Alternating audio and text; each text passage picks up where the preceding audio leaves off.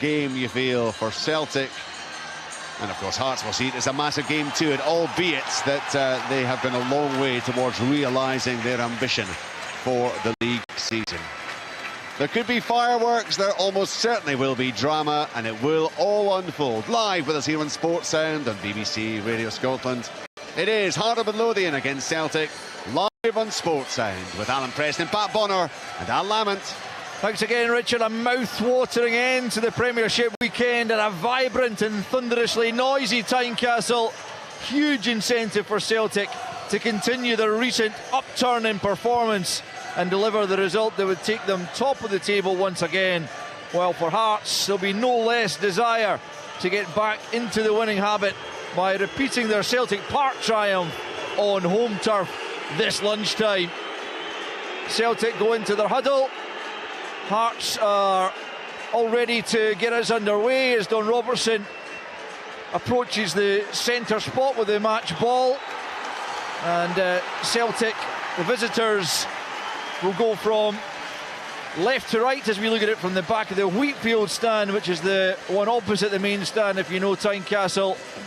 And it will be Matt O'Reilly of Celtic who will kick us off for another enthralling chapter, no doubt, in this Premiership season. The Premiership title race still very much alive as the referee does get us underway. O'Reilly back to Iwata, and now it's Liam Scales for Carter Vickers, whose return at half-time against Motherwell played no small part in getting Celtic back into that game, and he's such an important figure as Adam Ida gives chase, but Kingsley knocks it back to his goalkeeper Zander Clark, who immediately thumps it over the halfway line. It'll go all the way out of play on this near side, which is the Celtic right, and Alistair Johnston will quickly take the throw-in back to his captain for the day, Cameron Carter-Vickers, and he plays it to Joe Hart, all in yellow this afternoon. Celtic in their green and white hoops with the white shorts and white socks. Hearts in their traditional maroon jerseys, white shorts and maroon socks, as it's Celtic dominating the early possession. Here's Yang, looks like he's in confident mood, threads it in for O'Reilly. Can he cut it back? And in slides Kingsley to prevent the cross coming in. It will be a Celtic corner, and Celtic starting very much on the front foot. Packy Bonner. Yeah, it was good play. Yang started off as he finished the game against Dundee, cutting inside, lovely little kind of penetrating pass for O'Reilly, making that run, getting in behind the defence. Short corner taken to Yang. Taylor plays it back to O'Reilly, different angle, curls it in near post. Shankland's back there to get the defensive header in. It goes all the way out to the far side, out for a Celtic throw-in, and Hearts on the back foot just at the moment. Alan Preston. They are, but they're going to have to watch as well, Alistair, because they get every man back in the box. The zonal market corner, so there's no one at the edge of the box. They almost got caught twice against Hibs. They've not learnt the lesson, so they need to make sure that someone's protecting the edge of the box. It's all the way back now with Joe Hart is midway inside his own half. He tries to arrow it out to the far side to find Maida. Maida was offside, says the assistant on this near touchline to us. Shouldn't be offside, you know, he sees that right across the line. Joe Hart's got the ball. It was a good ball, actually, the perfect ball actually for him to take on his stride, but he shouldn't have been stepping offside there. No, you're right, but it is a free kick to Hearts just outside their own penalty area. A couple of minutes in, no goals as yet, as Zander Clark, all in blue, prepares to launch this one over the halfway line. Forward it comes down the right hand side, flicked on with Shankland and Forrest both in there. Forrest picks up on the right flank, almost down at the corner flag, skips away from Scales, and then there's a touch in there from Callum Nieuwenhof, who just took it away from him really, and Joe Hart able to gather, but better from Hearts as they try to come forward. Yeah, it was good to put Civic up there as someone to hit from the longer ball. He does okay. Forrest does well in the wider areas against Scales, gets it in the box, and Nieuwenhof's unlucky. Your Scales just overrunning it slightly, but he does get the pass off to Bernardo, and now it's Taylor into the edge of the box. Kingsley meets it, good control and good composure, finds Nieuwenhof on the right hand side. Lembekisa's first taste of this fixture, and he plays it down the right. Shankland equally looking to try and find Forrest. The home fans felt he was being kept off the ball by Carter Vickers, who shepherds it back to his goalkeeper. Shankland picks up on Joe Hart's clearance, tried to direct it back towards goal, with Joe Hart just slightly out of his goal, but it breaks in the midfield, and it's Beningame, and it's already a pretty hectic start to this game. I'm telling you now, Shankland tried to hit that. Yeah, I know. When Hart's off his line, he tries to hit it with the outside of the right foot. He did, and it was a poor ball from Joe. He can almost hesitate. He didn't know what to do when the ball's played down the channel. Just clear your lines properly, and then you can go and defend the situation. But he was well out of his goal. You're right, Alan. Shankland has a history of scoring from distance, and he definitely in the confident vein of form that he's in. Spotted Hart off his line, but it didn't quite come off for him. It's Hearts now applying the pressure just after the first couple of minutes of Celtic doing likewise, but it's Hearts who have just grown into the game, finding their feet, and they're playing it out at the back just now. It's Civic playing it square midway inside his own half to Kingsley, who's I mentioned is the central part of that back three, with Frankie Kent missing, as Alan said. A big miss. He's been a really good signing for Stephen Naismith, but he is out injured this afternoon, and so Stephen Kingsley just slots in to the middle of the back three with Rowles to his left and Civic to his right. It's back with Joe Hart. We've played almost 5 minutes, no goals as yet, as Carter Vickers brings it forward and then plays it down the right hand side to Johnston, just inside Hearts territory. Leaves it to Yang. Yang touches it back to O'Reilly. O'Reilly infield now for Iwata. Back with O'Reilly just to the right of centre. Now Johnston once more, but 30 yards from the goal line. Back infield to Iwata. How keenly will Celtic feel the Callum McGregor absence? It doesn't happen very often, as Carter Vickers plays it square to Scales on the halfway line. Taylor with a poor touch allows Forrest to nick it, and now Beningame finds Nieuwenhof. Joe Hart backpedaling as Nieuwenhof brings it forward midway inside the Celtic half now. Limbakisa in support, steps away there from Maida. Was he fouled? The assistant had a good view of it. He says no, and play allowed to continue as Maida comes forward, and he goes down under Lembakisa's challenge again. There's no free kick. Celtic still have it. Taylor tries to switch the play for Johnston, and Don Robertson allowing play to flow.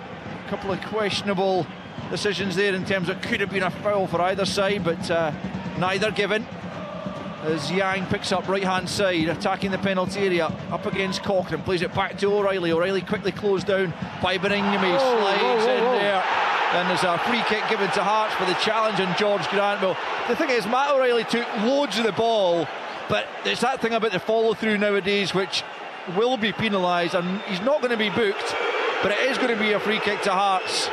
What's your view, Packy? Yeah, I think he's got most of the ball, and he's just to follow through, just caught the player. I know once you go to ground, people react to it, but if he didn't get much of the ball, then you can maybe argue that it was a dangerous, but I think he got a lot of the ball on that occasion. I think the thing as well is Grant's up right away. Yeah. You know, he's not, to be fair to him, you know, he doesn't lie down and roll about. Yeah, it's the kind of thing that, it's a kind of challenge that nowadays they just have to be a bit more careful about, whereas in you chaps' day. Yeah, but listen, if sliding tackle is still part of the game. Yeah, you know, I don't disagree. How you execute it from that perspective. There's always a chance that you're going to catch somebody in the follow through. Lembakisa will take the throw in for Hearts. It's 7 minutes in, no goals between Hearts and Celtic this Sunday lunchtime, as we approach a hiatus in the top flight for the Scottish Cup next weekend, which was mouth-watering in itself. Here's Shankland on the right-hand side, comes to Cochrane. Oh, he shanks the shot, and Shankland can't keep it in. There's a chance there for George Grant, but he just slipped at the near post, but it did allow the ball to come through for Cochrane, and he's got to do a lot better, Alan Preston. He's got a chance, he could take a touch. It's lovely play on the right-hand side. Shankland then smashes it across, and it comes to Cochrane. It's on his left foot. You think, okay, take a touch, then hit it, because it's coming at some rate of knots to him. He likes to hit it first time. It almost goes out for a throw-in. Real chance for Hearts there. Nieuwenhof's done well against Eden, and then he's clipped by the Celtic forward. It'll be a Hearts free kick, about 35 yards from goal, right of centre, and an opportunity here for the Tynecastle side to get the hordes behind them even further and really lift this place. It's already a really good atmosphere, as it tends to be, particularly in this fixture. It's very good. But Hearts here with a chance. Stephen Kingsley scored a wonderful free kick at Celtic Park, but he's not involved in this. I don't think it's going to be. Far out. Yeah, it's not going to be a direct shot at goal. George Grant and Cochrane are the two players over it.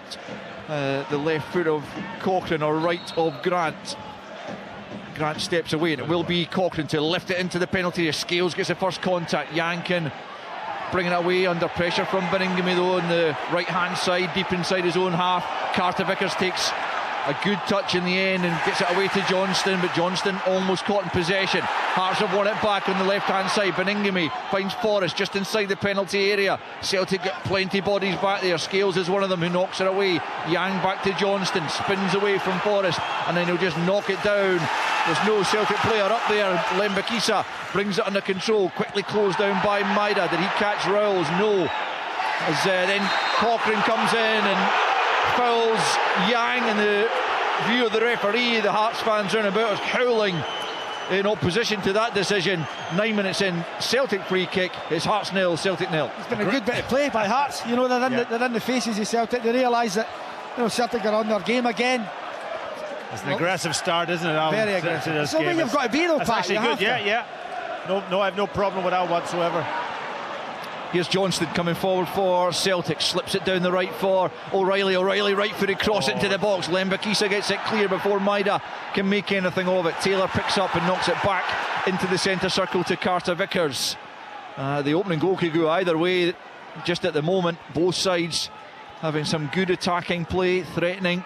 Yeah, it was another good run by Matt O'Reilly in that sort of inside right channel, getting to the byline. It was a lovely ball. Maeda just was in too early. You know, he could have hung out a little bit and attacked the ball. Here's Johnston.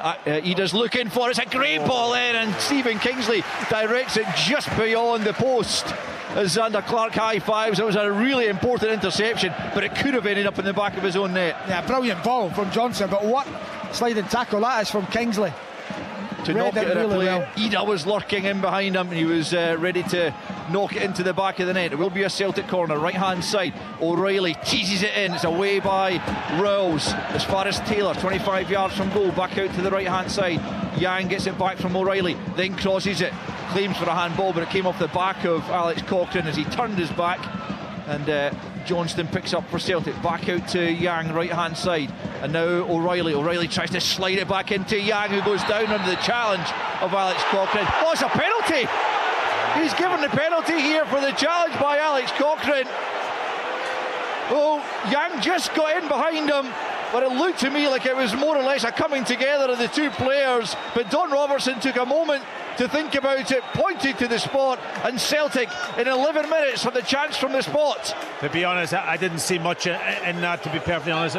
He did maybe get goal side of him, but I don't think there was a huge amount of contact. It will be checked by VAR, of course, from that perspective, but to be honest, I don't know what you thought, Alan. I think it was a decent ball, good run, but there wasn't too much involved. No, I didn't think there was a lot in it, Pat, to be honest. I just think it was a coming together, as Alistair described. That's what I thought. Brian McLaughlin's our pitch side reporter and has got a monitor to look at the replays. Brian, what's your take? Yeah, I've had a look at that, and I think the Celtic player runs into Cochrane. There is contact, definitely, but I think it's a Celtic player that initiates the contact and he goes down.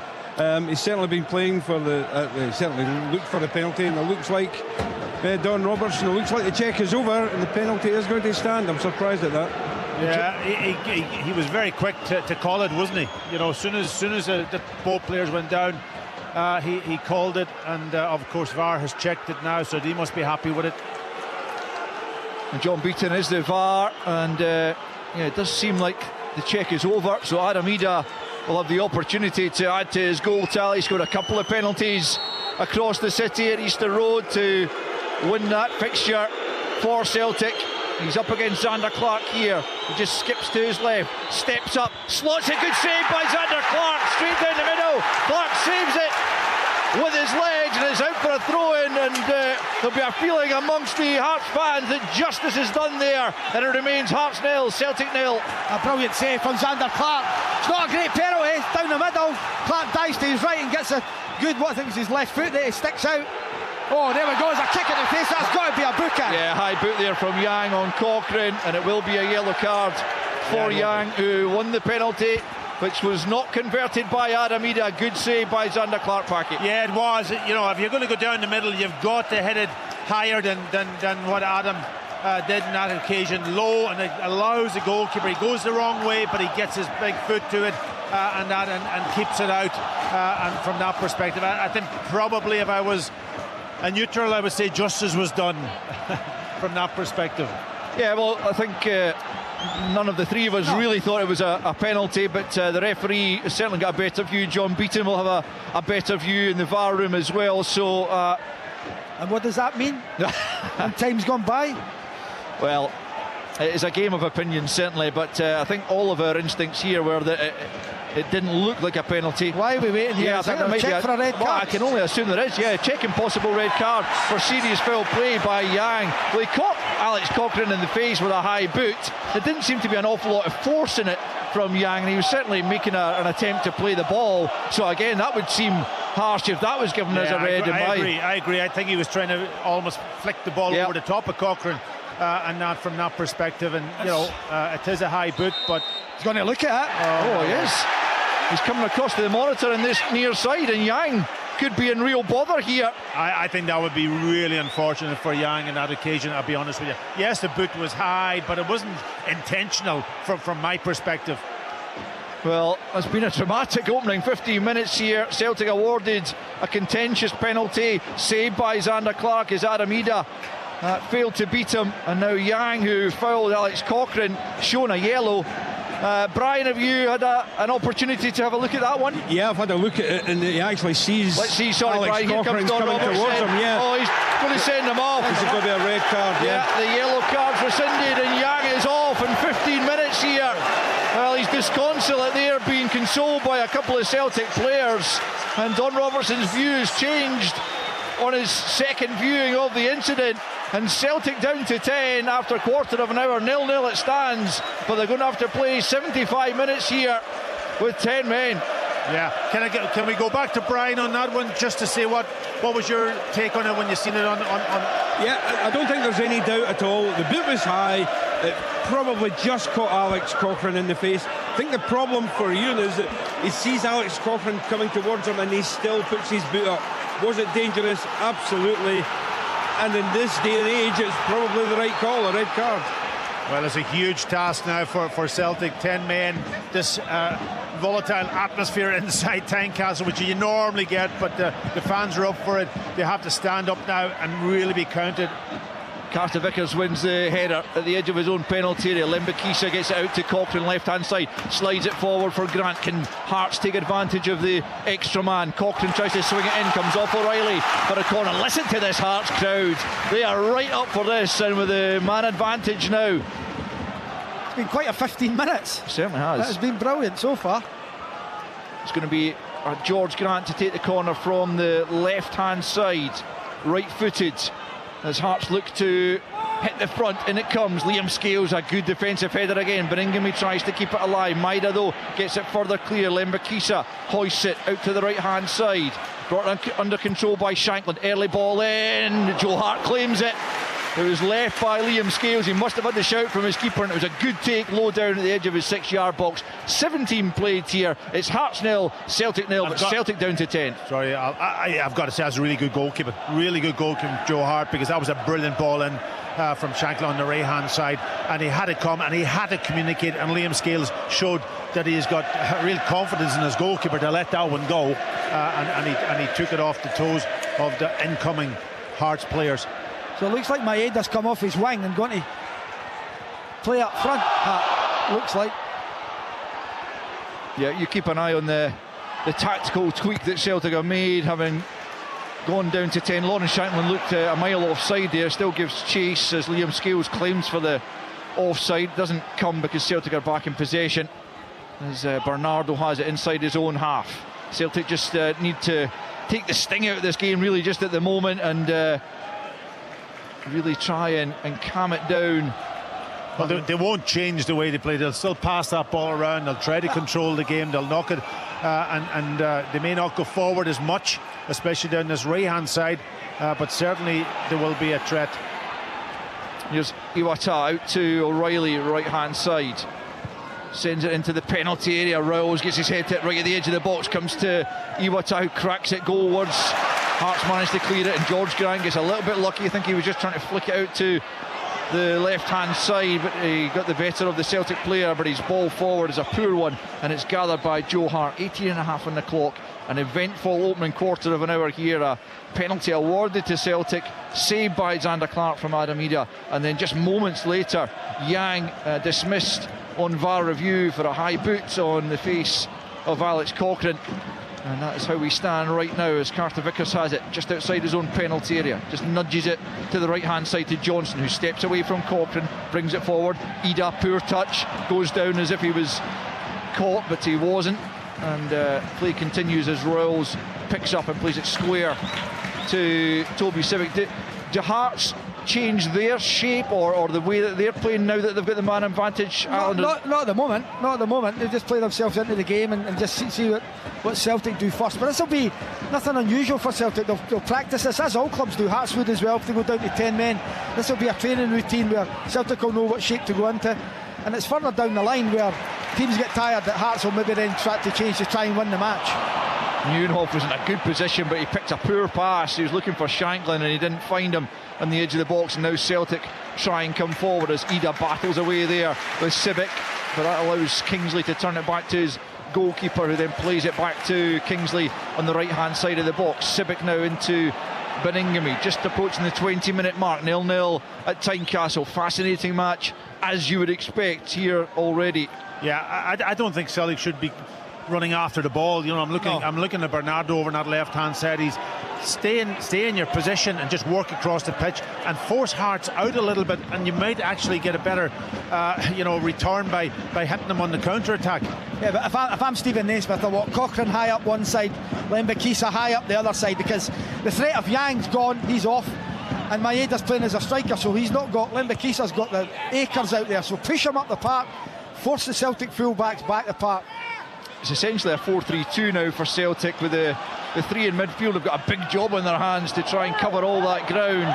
As Taylor goes down looking for a free kick, it's not forthcoming, and Hearts, unfortunately for them, can make nothing of it, and that allows Celtic to try and counter. It's Bernardo stepping away from Grant. He's just caught there by the midfielder, but play continues with Celtic still in possession. Iwata for Johnson, and now back with Carter Vickers midway inside his own half. Scales gives it back to his captain, and he plays it back to Joe Hart. Carter Vickers once more. Now Johnston midway inside the Celtic half. Iwata, good bit of control, and just drops the shoulder, steps away from Beningame. Celtic can't quite get up the park at the moment. It's Carter Vickers for Johnston once more, closed down by Grant, pokes it into Iwata, goes back to Joe Hart. He'll be closed down by Shankland, but he gets the pass off to Scales. Scales plays it up to Maeda, who's done well, and Celtic have gone beyond the press really well in the end. Ida looks to be offside as the pass is played. Play will continue, as is the way of things just now. Ida continues across the penalty area, he comes, and now it's O'Reilly. O'Reilly smashes it in off the post. It's a goal. The offside flag goes up a good 30 or 40 seconds after Ida eventually played the pass. He looked offside from our vantage point. O'Reilly finds the finish in off both posts, but of course VAR again will check that, but it did look to be offside, and I think that Celtic goal will be chopped off. But it was wonderful play, wasn't it? All the way from the back, played out brilliantly.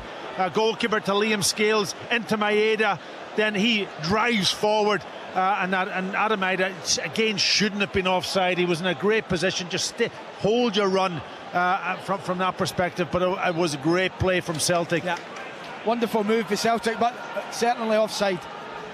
Yeah, it looked at from us, didn't it, from this vantage point. Yeah, players already resumed, so the check was fairly quick and straightforward one by the looks of it. But as you say, Packy, it was excellent play by the 10 men of Celtic, patient in terms of the time they took to get out of their own half, but they kept the ball really well and eventually broke. Yeah, and that's what I was saying a little bit earlier, where maybe they can hit Hearts on the counter-attack, because they've got the technical players. They will take a risk at the back. They will drag Hearts into areas now because they've got free player too, and that, but they exploited that really, really well. Yeah, there was 7 or 8 players involved there, including Joe Hart, who went back to Hart, out to Scales, and then up from there. Really good play by Celtic. Hearts have it at the back, just inside their own half, out to Lembakisa, right hand side, back to Sibbick, closed down by Ida. He plays it to Kingsley. He's himself chased down by Maida, who's not giving that one up either. Look to foul Rowles as he got the pass off to Forrest. Forrest nods it down to Grant, left hand side for Hearts. It's Forrest once more against Johnston, driving towards the byline. Johnston gets the block in. Kingsley though, Cochrane rather, just nods it back to Grant, who tries to play the pass to Forrest. He wasn't on the same wavelength there, and it goes all the way through to Joe Hart, just beyond the midway point in this first half. It's Hearts 0, 10-man Celtic 0. He's taking his weight to the one side, Forrest, and Grant sees the pass, but Forrest already checking on the right hand side. He's unlucky there in the end.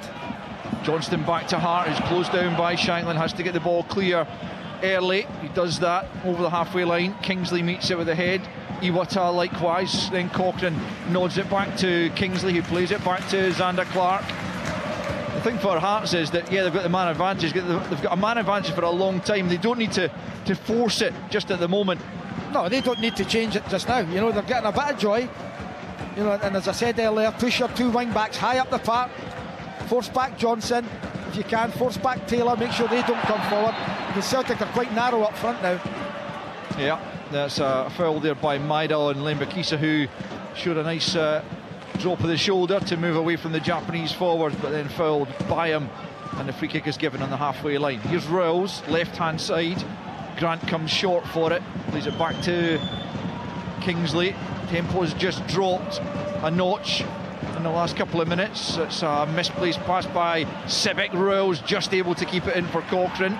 Cochrane lifts it forward, too much on it for Grant though. That would be behind for a Celtic goal kick. 25 played, Hearts 0, Celtic 0. And Hearts don't have to force it. You know, that for me that was forced there by Cochrane. He cuts in on his right hand side and plays a heavy pass, which is simple. Don't force it, keep playing, move the ball about. Kingsley with a header on the halfway line for Cochrane, chests it down with Johnston close to him. Rowles has found Neuenhoff in a bit of space in the left channel. Forrest to his left, he's into the box now, up against Carter Vickers. Can he get the shot away? Carter Vickers goes to ground. Forrest trying to keep it, he's gone to ground as well, and eventually O'Reilly steps in and plays it to Johnston, who whacks it down the right, out of play, and an opportunity there for Alan Forrest which he couldn't take. Still 0-0. Yeah, there's a real onus on Adam Ida now to get himself into good positions for the full-backs, because Johnston's got nobody to play to now out in this right hand side, so he's got to make those runs down that channel. Of course it was a poor ball from Alistair Johnston and on that occasion, but that's the run that he's got to make.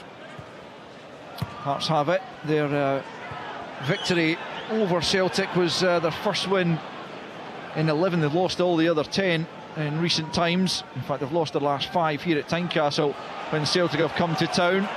They've got a big chance this afternoon to put that right if they can take advantage of the extra man that they could well enjoy for 75 minutes or thereabouts, as Lembakisa picks up right hand side, gets the ball into the box. Here's the diving header from Alan Forrest, but it's well wide in the end. Good run towards the near post to get on the end of the Lembakisa cross, but couldn't direct the header on target, and it's a goal kick, and it remains Hearts 0, Celtic 0. And that's where Hearts will get their joy in the wider areas. I said that, get the two wing backs high up the park, you know, force McGregor, force Johnson back, switch the play as quick as they can, make sure there's plenty of width in this side. It's too long for Ida to make anything of it, and Rowell is able to just touch the ball back to Xander Clark, who continues as Stephen Naismith's number 1, although I guess Craig Gordon might come in when Hearts next play in the Scottish Cup, which is against Morton, which is live on BBC Scotland Channel a week on Monday. Looking forward to that one down at Carpolo after they dispatched Motherwell in the previous round. It could be a tough one for Stephen Naismith's outfit on that occasion, but they've got a tough enough task on their hands here this afternoon to get the better of the champion Celtic. It's Cochrane on the left hand side, low ball in. Carter Vickers just scoops it out of the penalty area and out of play altogether for a Hearts throw in. 27.5 played, still 0-0. Yeah, I think Brendan Rodgers has just tweaked it slightly again and put Maeda back out into his left hand side of the three, just because Bernardo I don't think can cope on that side, and he's just given a little bit more opportunity for somebody else to do that defensive role. Here's Lembikisa. Shankland's on the angle of the box, gets it back to Lembikisa once more on the right hand side. Taylor trying to shut him down. Lembikisa still has it, almost at the goal line, manages to find room for the cross, and Johnson turns it behind under real pressure from Cochrane. It was a good bit of defending, had to be aware, the Canadian, and he was, and he tucks it behind for a corner. Again, the wider area, Lembikisa, lovely ball in there. It was good defending by Johnson at the back post. He's aware what's about him and he knocks out for a corner. To be taken by George Grant, left hand side for Hearts. The right foot of the Englishman curls it towards the back post. Carter Vickers up against Lawrence Shankland. Shankland just lets it drift onto the goal line almost, and then Carter Vickers toes it out of play on the far side for Hearts throw in. You can see Carter Vickers keeping a very close eye on Lawrence Shankland, who, if you remember at Celtic Park, peeled away to the back post and got the header past Joe Hart on that occasion. He also scored a consolation in the 4-1 defeat here earlier in the season, as well as a hat-trick, I remember, in a game between these two last campaign. Here's the long throw in into the penalty area. Scales again meets it well, so commanding in the air as it's thrown back in though. Shankland gets the header in. It came off a Celtic head last, and it will be another corner, and the home crowd again trying to get behind their side as they look for the opening goal. Almost half an hour on the clock. Hearts 0, Celtic 0. Yeah, they have to defend these balls in, these crosses into the box really well, whether it's corners, whether it's open play, and the Scales have had a few really good headers in, but he's got to get his other teammates doing the same thing. Short corner taken this time. Grant for Cochrane, and it's out to Birmingham. Grant once more. Grant sends it in, back post, a good ball. Hart comes, gets a glove to it and punches it behind. It wasn't a clean connection, but it was good enough to take it behind and just remove the danger for the moment, at least, as Cochrane goes away out to that right hand side to send in the latest corner. Hearts have got to take short all the time. It brings two Celtic players out, and there's a chance here for Birmingham to open his body up and get a shot goal. He elects to play it back, and it's a good ball in by Grant.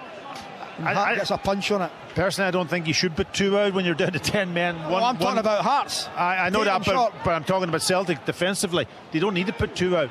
Well, here's Nieuwenhof, he's in, and out goes Ida to block the attempted ball into the box. It's Cochrane now, swings it back in. It's not a good ball. Joe Hart collects inside his penalty area, inside his 6-yard box, and it's danger over for Celtic. That was a good spell for Hearts. They worked the short corner again on that right hand side, but Nieuwenhof couldn't find a good enough pass into the box to make it work. And here's Ida at the other end, looking to get in behind Sibic. Into the penalty area he comes, just waiting on support. Sibic still with him. He gets the shot off, but it's high over the crossbar. It took a touch off Toby Sibic on its way through, and it will be a Celtic corner. Good play by Ida.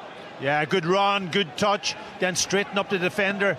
I thought he was going to pass it, but he had the confidence to go and try and take him on and get a shot away. Just a deflection, took it over the crossbar. But good play from Adam Maida, good centre forward play. And again, I keep saying this, Hearts have got no one from 10 yards out to the edge of the box. If it comes out, O'Reilly sends it in, and Maida meets it, but it's over the crossbars. A good header from the Japanese front man, but just couldn't keep it down sufficiently to trouble Zander Clark, and it's behind for a goal kick. It's still anyone's game, this, very much so, with 31.5 played, and it's 0-0. Celtic still having opportunities despite being down to 10 men, with the dismissal of Yang after 15 for a high boot on Cochrane. Ida had just prior to that missed a penalty, with Zander Clark saving with his boot as he dived to his right. The penalty went down the middle, but Clark able to keep that boot dangling strong enough to keep the penalty from crossing the line. Hearts have it, halfway line. Sibic into Kingsley. Kingsley plays it out, looking for Lembikisa on the right hand side, but he's got too much in the pass, and now he's gone down. Yeah, Kingsley. he's struggling because he was up for the corner. Joe Hart came and punched it, and it's almost like a dead leg, I think he got from Joe banging into him, so he's struggling a little bit at the moment. That's given away by Carter Vickers to Birmingham on the edge of the box. It's Forrest now, just inside the penalty area. Forrest looking to get away from O'Reilly. Can he find room for the shot? Instead he goes square for Nieuwenhof. Now back to Grant. Nieuwenhof again, 25 yards from goal. Good closing down by Celtic though. It's Rowles out to Cochrane, left hand side. Out comes Johnston. It takes a nick off him as it comes into the box. Iwata gets it half clear. Nieuwenhof trying to keep it alive. Scales steps in. Clear as far as Rowles, about 35 from goal. Grant now out to the left hand side. Not a great ball for Cochrane. He can't keep it in. It's a Celtic throw in, and Celtic defending well despite having a man fewer. Yes, another test for them in that sort of capacity. They have to defend well, not just a back four, but a whole unit, especially across midfield. They've got to work really, really hard because they're a man sort of almost down in that area. They have a big area to pitch to cover. Ida closed down by Rouse, out of play for a Celtic throw-in about 25 yards inside their own half, right-hand side. Hearts will be hoping Kingsley can shake off whatever knock he's taken. He's still not moving 100% as he would like to be. He's the spare man currently as Celtic have it at the back. It's Carter Vickers midway inside his own half, not under any pressure at the moment as he lifts the ball looking for Maida. Lembakisa gets his head to it, but that'll fall kindly for Taylor under no marking at the moment. Out to Maida, left hand side. Lembakisa getting close to him. Back it goes to Iwata, closed down by Grant. Maida tries to drop the shoulder and move away from Lembakisa, but Neunhoff, I think it was, on the cover there, sliding the ball out of play on the far side. 34 played, Hearts 0, Celtic 0. Intriguing battle here at Tynecastle. Although they're down to 10 men, you just don't know what way this game's going to go at the moment. Here's O'Reilly left hand side, plays it up and Ingame, another Celtic corner. No, certainly, I mean, Celtic are a good enough side, regardless of who the opposition is, almost to still be a real threat, regardless of having a man fewer than the opposition, and they'll be looking to get their noses in front, give themselves something to hold on to from this corner. It's O'Reilly out, swinger, it's just over scales, headed away by Kingsley. As far as Bernardo, it's a weak shot from him though, and it's easily cleared by the Hearts defence. Hearts have got no one up front though, and Johnston able to bring it under control and fire it out to Iwata right hand side. He's got Bernardo in support, just in the angle of the box. Tries to move away from Rouse and get the cross in. He's managed to do so. At the back post there's O'Reilly. Ida trying to make something of it, and it came off Sibic last and behind for a Celtic corner. It's a good spell this for the visitors. Oh, he's just got to run out of the way there, Matt O'Reilly, and leave it to Maeda, who's coming in unmarked at the back post. Taylor back into the box. Lembakisa with a headed clearance as far as Scales. Good first touch and second. Plays it back to Taylor into the box, or at least attempting to do so, but it comes off Grant. Taylor will have another go at it, has to check back, and Johnston picks up. The Hearts fans want their team out of their own penalty area, and now they'll get a chance to do so as Carter Vickers picks up on the halfway line. Shankland tracks him. Hearts able to move forward a few yards, and Hart well out of his goal, plays it to Scales. Now Iwata on the halfway line. You wouldn't know that Celtic had a man down just at the moment. Here's Johnston, plays it into the box. Maida on the stretch, can't reach it, but O'Reilly will keep it in left hand side, tries to clip it back in. It's off Lembakisa. It's another Celtic corner. 36 on the clock. Hearts 0, Celtic 0. It's been really good play by Celtic in the last couple of minutes, and we've got another injury. Yeah, it's Iwata down, isn't it, this time? And Kingsley's still struggling away. He's limping. You just wonder if half time, you know what it's like, Pat, the adrenaline's going when half time comes, things start to seize up. You just wonder if Kingsley will be back out for the second half. Yeah, he's holding his foot, Iwata, I think, whether he's went over on his ankle or whether he's been caught. There's not much to it. I think he's up, he's limping, and that. So yeah, you're right, half time can't come soon enough for some of the players. Iwata is back up and into the action as Celtic prepare to take another corner kick from the left hand side. It's O'Reilly once more with the left foot, outswinger met by Kingsley, comes to Bernardo, edge of the box. Iwata's there and he screws it wide. His only goal for Celtic came here in that 4-1 win at Tynecastle, the last of those, but he wasn't really properly set. They didn't ever look convinced that he could get a shot on target, and it's behind, and he's still not moving freely either, the Celtic midfielder. Well, given the benefit of the doubt that he was injured when he hit that shot, but he's in a great position to just drive it across the 6-yard box. Nat Atkinson's really the only defender on the Hearts bench that could potentially come on if Kingsley can't continue. Hearts have it in the midfield. We've got 8 minutes till the break. Still no goals, plenty of action. Cochrane left hand side, swings it in beyond Shankland. Taylor leaves it as well. Maida just knocks it out of play. He could see Lembakisa out the corner of his eye, and knew he couldn't afford to leave that one. So it's a Hearts throw in, and Kingsley, despite being restricted in his movement, will trot forward and take this long throw in from the right hand side, about 12 yards or so from the corner flag as we await the opening goal at Tynecastle in an intriguing fixture thus far. A missed penalty and a red card as Kingsley prepares from the right hand side to hurl this into the penalty area, and it comes near post. It's well won by Ida. Nieuwenhof though manages to get it back to Kingsley. Now it's Lembakisa. Lembakisa's found Nieuwenhof inside the box. Can he find Shankland at the near post? Challenge, brilliant intervention from Liam Scales to just divert it wide for a corner as Shankland was trying to turn it into the net. Terrific pass there from Lembakisa and from Nieuwenhof, but Shankland couldn't convert, and it's still Hearts 0, Celtic 0. That's a wonderful move by Hearts. A really good ball in, and you think Shankland's going to smash it. Wonderful challenge by Scales. Hearts have taken the corner short. It's Cochrane over on the right hand side. Now he clips it into the penalty area, too much on it. Scales maybe could have left that one, but he does win it in the end. Rolls will knock it back to Forrest on the left hand side, smashes it across goal and cleared by Carter Vickers from just a couple of yards off his goal line as Hearts threatened once more. 6 left to the break. Still Hearts 0, Celtic 0. Yeah, intense pressure from Hearts at this moment in time. Scales that brilliant tackle, and again Carter Vickers there sticking a foot in when it was really I think the advantage was the Hearts player. Cochrane now lining up a long throw from the left hand side of it. Check going on. Oh. There's no indication as to what it's for, but you'd have to imagine it's something that happened inside that Celtic penalty area. Usually the big screens here at Tynecastle, which are the biggest in the land, would display something. I'm hearing it's a potential handball. Brian, you've seen it, have you? I have, yeah. I think this may well be a penalty to Hearts. It looks like it's a handball. The ball, when it was played high into the air, it came down. It certainly hit the arm of the Wata coming down. John Beaton's the man in the hot seat today in the VAR studio, so he will have a decision to make as to whether he sends Don Robertson to the screen or not. But yeah, it'd be no surprise at all to me if Don Robertson is asked to go over and have a look at this. It certainly completely escaped my attention. We didn't see it, so we can't really comment on it. We need to see it again. We have the view of Brian, obviously, but so we can't really say whether it was or not. Well, there's a wait here as it's checked in the VAR studio. Cochrane preparing to line up a long throw-in, but could be a whole lot better for Hearts as half-time approaches if they are given the opportunity from the penalty spot.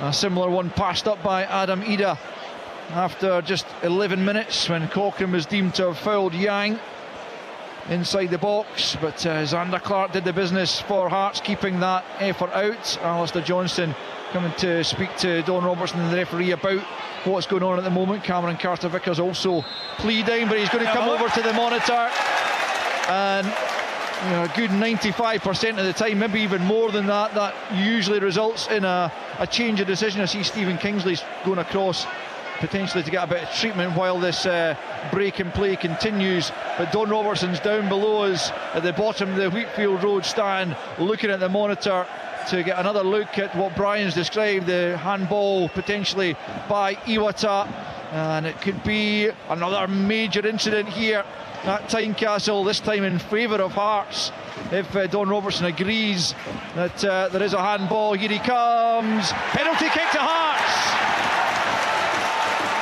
Well, VAR's playing its role today incredibly.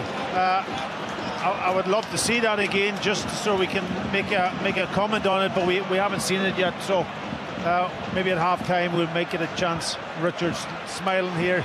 Do your work, Richard. Get us the view of this. Well, here's an interesting note.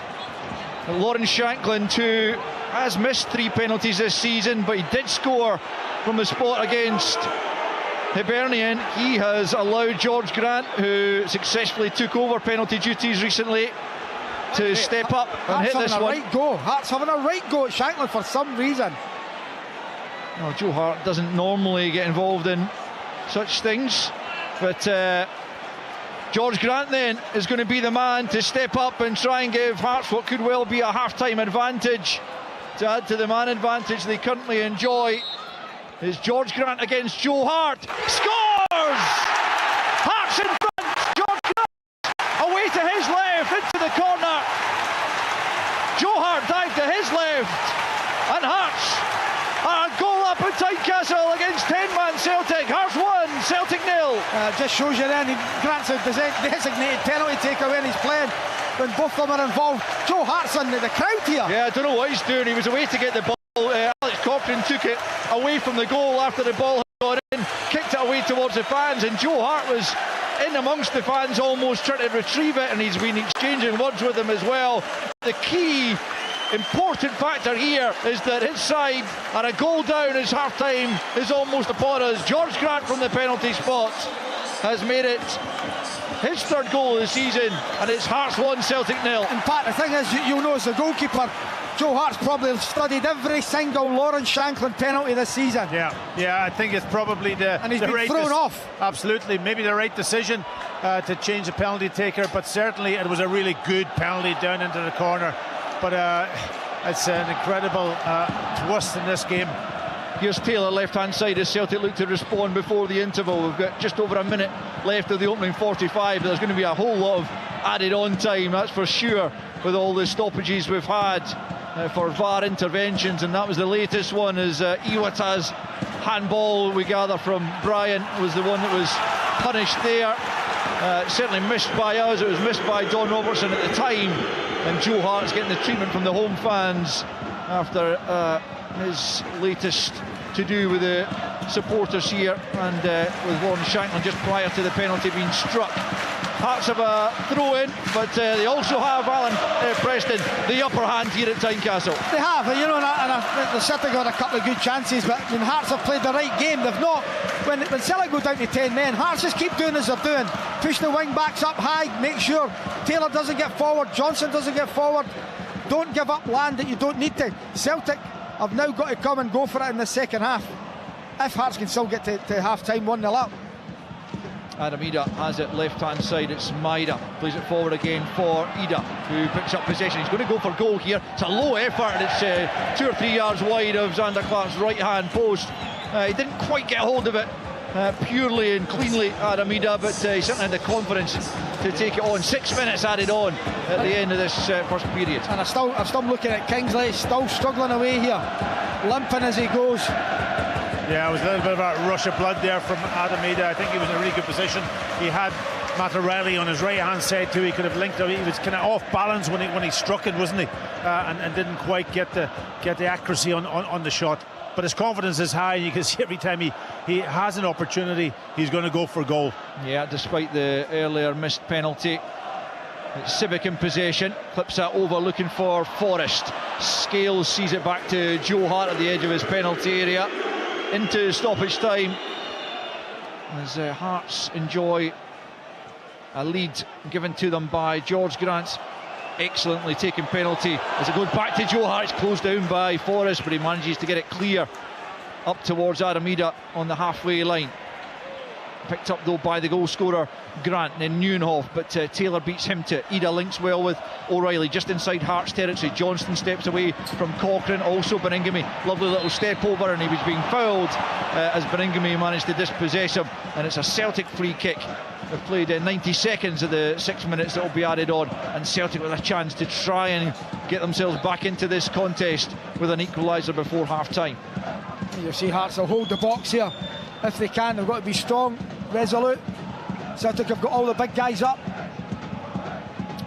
Here's the free kick about to be taken by Matt O'Reilly, midway inside the Hearts half. Sends out to Scales at the angle of the box. Civic though gets to it first. Taylor though will try and make something of it here. Lembakisa gets the block in, comes back to Scales, left hand side, swings it in, looks like it's going to go behind. Yeah, indeed, Scales couldn't find a teammate in the penalty area, and Hearts will have the goal kick. 47 minutes on the clock, 45 plus 2, and it's a Hearts goal kick, and it's Hearts 1, 10-man Celtic 0. There hasn't been much in the teams, to be perfectly honest. Even though Celtic have gone down to 10 men, they've put up a really good effort in this first half. Unfortunate, obviously, the penalty. Handballs now. We don't know what the rule is on the handball at times, but it's obviously resulted in the penalty to put Hearts 1-0 up. So it's a huge challenge for Celtic now in this second half coming up. It's again so far 2 penalties, a sending off. 1 penalty scored, 1 missed. What I've got to give the keeper, 1 saved. Thought Packy would pick you up on that, to be fair. Yeah, he normally does. Here's Beningame under pressure from Bernardo, just manages to get the pass off to Kingsley. Sibbick now taking a chance against Maida. I'll tell you what, he does well, but a few Hearts fans would have had their hearts in their mouths as he tried to take on Maida almost at the edge of his own penalty. Does well and plays the ball forward. It breaks the way of Grant on the right hand side. Now Forrest closed down by Bernardo. It's back with Grant, the man whose penalty has made the difference so far. He's at the goal line, gets it into the penalty area, but Scales knocks it to Maida, left hand side. Taylor in support, he hammers it up towards Ida, quickly closed down though by Rowles, who gets a foot in, and it's O'Reilly picking up and back to Carter Vickers on the edge of his own box.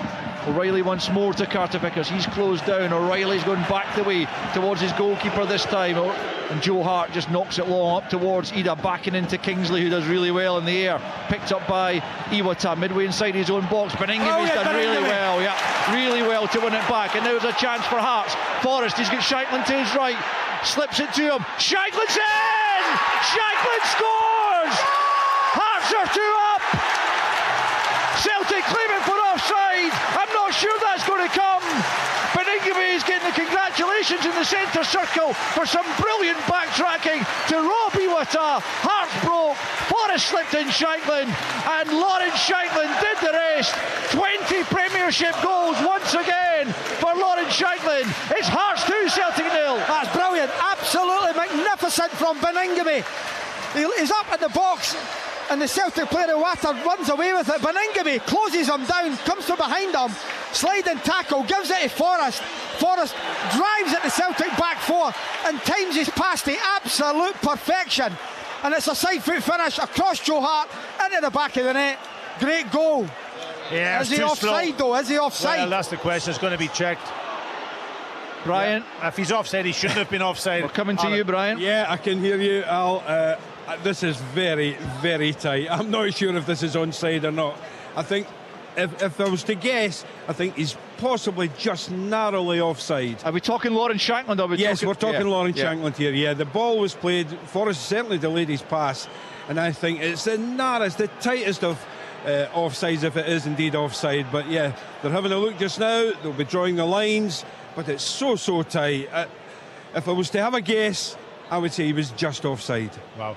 But I have been wrong in the past, as you know, Packy. Yeah. Absolutely. The question here, Iwata, too slow in the middle of the pitch. Yeah. He's got all the time in the world to get that ball away to Greg Taylor, who was breaking forward into a great position. As soon as he didn't pass it, Greg Taylor was out of position, he was out of position, and then ends up that he could exploit that space down that side. Well, Tynecastle holds its breath as they await the lines being drawn by John Beaton and his colleagues in the VAR room. And it's got such huge consequences. I mean, a 2-0 advantage against 10 men going in at half-time is massive. 1-0's still a good position, but if Lawrence Shankland's goal counts, it could be huge in the context of the game and the title race as well. Go back a number of years ago, and when VAR wasn't there, it would be, 2-3, you know what I mean? Yeah. The goals have been flowing. Now there's so much doubt with VAR in all of these situations. I'd like to see them. There's no goal.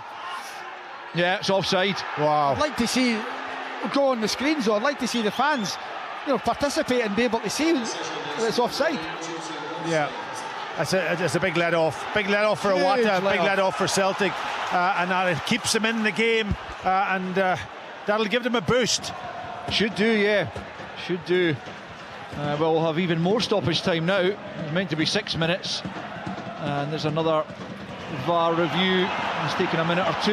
Here come Hearts again, though, looking to get that second goal before half-time. It's Forrest and Shankland linking again, as they did for that disallowed goal. Any bets there'll be a few more VAR situations in this game? Was it just a delay in the pass from Forrest that meant that Shankland just couldn't hold his run anymore? Yeah, you're thinking pass it, and he maybe takes that extra touch, Alistair, but still Lawrence shouldn't, a striker of his calibre shouldn't be offside. Just hold his run. We'll take it a little bit wider, bend his run a little bit, make sure he's onside, and it was a wonderful finish. Yeah, it was a typical Lawrence Shankland finish. Composed, slotted past the keeper, but crucially it doesn't count. We've played almost 8 minutes of stoppage time now, and the Hearts fans just a little bit subdued now at the having seen that goal not count when they thought they had a 2-goal lead going into the break. And here's Celtic looking to level it up before the interval. It's Taylor in looking for Ida. Kingsley missed it altogether, and I think Ida did as well, and it's behind for a goal kick. And I would imagine that'll be more or less that for this scintillating first half. 1-0 Hearts lead. I think you're right as well, Alistair, that if that goes 2-0, this place is rocking. Now it's wet quiet. Hearts fans have got to realise they're still 1-0 up. They've played very, very well. Could be 2 up with that Shankland goal. Equally, Celtic could have scored a penalty kick, which I think is harsh. It's been a brilliant first 53 minutes now. There is the half-time whistle. Yeah, I mean, so much going on in that first period. It all began seemingly pretty well for Celtic when they were awarded an early spot kick as Cochrane was adjudged to have fouled Yang inside the box. And Ida stepped up, but he was denied by Zander Clark's foot. And that kept the scoreline blank. Just 4 minutes later, Yang found himself dismissed after a VAR review. He went in with a high boot on Alex Cochrane. It was initially a yellow card from the referee, but it was upgraded on review to a red, and since then Celtic have been playing with 10. O'Reilly had the ball in the back of the net, but Ida was well offside for that one. Shankland was denied by Scales as he tried to slip the ball in at the near post, and it looked like it was going to be goalless at half-time, but more or less, or certainly unseen by all of us, Iwata was adjudged to have handled the ball by VAR. Don Robertson also missing it, but on second viewing he awarded the penalty just before the interval, and up stepped George Grant rather than Lawrence Shankland and sent Joe Hart the wrong way to give Hearts the advantage. 4 minutes into stoppage time, Hearts looked to have had a second as Beringame robs Iwata in the middle of the park. Fred Forrest, who in turn played in Shankland, who scored beyond Joe Hart, but again after another review he was deemed to be offside. And so after all that, at half-time at Tynecastle, and still plenty more to follow, no doubt, it is Hearts 1, Celtic 0. Hearts versus Celtic. What a strike! This is Sports Sound. From BBC Radio Scotland. Over the past 150 years, the Scottish Cup has witnessed it all. That's a brilliant ball, McGee. He scored! And a magnificent goal from Mark Haigley. Larson squares the game. What will this historic anniversary of football's oldest prize tell us? George Oakley fires Martin into a 2-goal lead. Martin Boyle slides the ball into the back of the net. Shankland, beautiful chip, and that will be the goal that will see Hearts through. The Scottish Cup lives here. Catch all the action from the quarter-finals next weekend and next Monday. Watch and listen across BBC Scotland.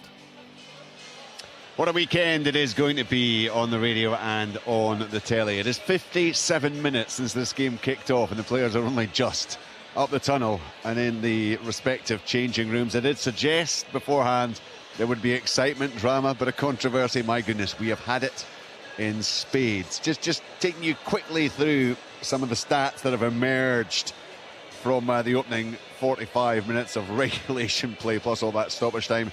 Celtic have now been awarded 14 penalties this season. They've missed 5. Hatate, Turnbull, Luis Palma's missed a couple, and now Adam Ida. It was Celtic's 5th sending off of the campaign. Laga Bielka, Home, Hart, Media, and now Yang. Hearts have conceded 9 penalties, but only 5 have been scored. Hatate hit the post for Celtic early in the season. Tavernier for Rangers early in the season also hit the post. Zander Clark's now saved a couple of penalties this season from Martin Boyle in December and Adam Ida this afternoon. And that was indeed the goal that Celtic conceded, the goal that Hearts scored. It is the first penalty that Celtic have conceded in the Premiership this season. Got through to the start of March before conceding a penalty. 1 against them, 2 against Rangers, 3 against Kilmarnock. A couple of 5s, Ross County and Livingston. 5 sides have conceded 6 penalties. Hibs and Aberdeen top that particular league table. 9 penalties each they have conceded.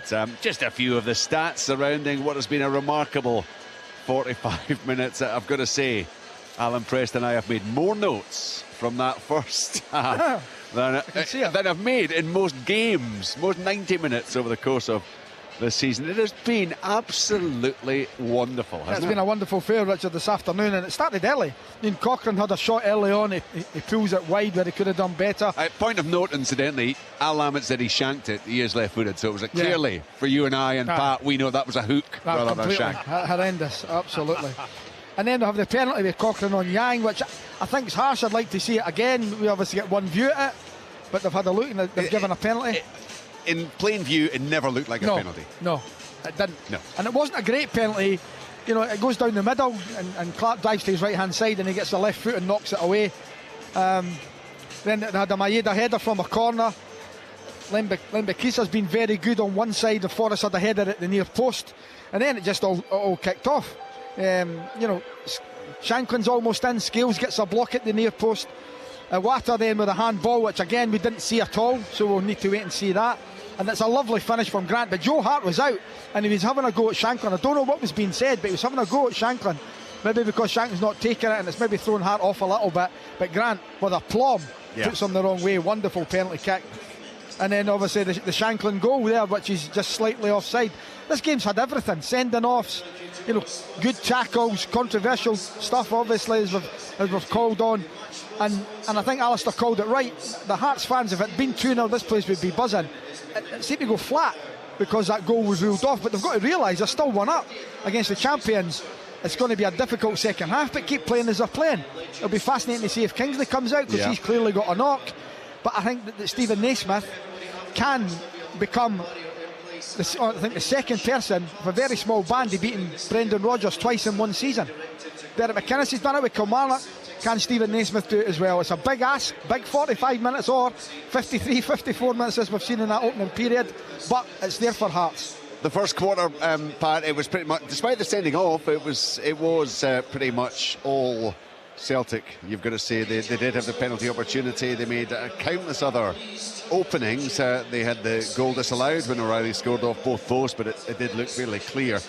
But it swung after that, didn't it? Hearts really have dominated the second quarter of the game. Yeah, and obviously the sending off's a huge one. It puts the onus on Hearts obviously to come and attack Celtic. I think there is opportunities for Celtic to maybe hit them in a counter, but it's interesting. Brendan changed as soon as the send off. He put Maeda through the centre a little bit. They were so weak down the left hand side. Hearts were exploiting that. He had to change it then, bring Maeda back out there. I just wonder what he does in the second half, because he needs now to get a goal back, at least get a point out of this if he can, and get something out of this trip up here to Edinburgh. If they lose this one, it'll be an opportunity gone. But the circumstances is difficult for them. But how does he change it? He doesn't have a lot of options, especially across midfield. Can he trust Bernardo to be that sort of left side of midfield and maybe go with? I've seen Kyogo out early warming up. So if he goes and puts Kyogo on, he certainly would go with three across midfield, and that then will put a lot of onus on Bernardo to play on that left-hand side on his own, and I'm not sure if that's going to work for them, from that perspective. But he has to do something now. He has to make changes. He would love to get off with one there on the Shankland goal. There's no question. And Pat, I think this is where you really see the loss of McGregor today. Yeah. Because he would be driving that team on. He would be sorting them out shape-wise, and he wouldn't have got caught like Iwata got caught for that goal that Shankland got ruled off. He was just dilly-dallied on the ball, allowing Beningame to come back with a wonderful hook tackle behind him.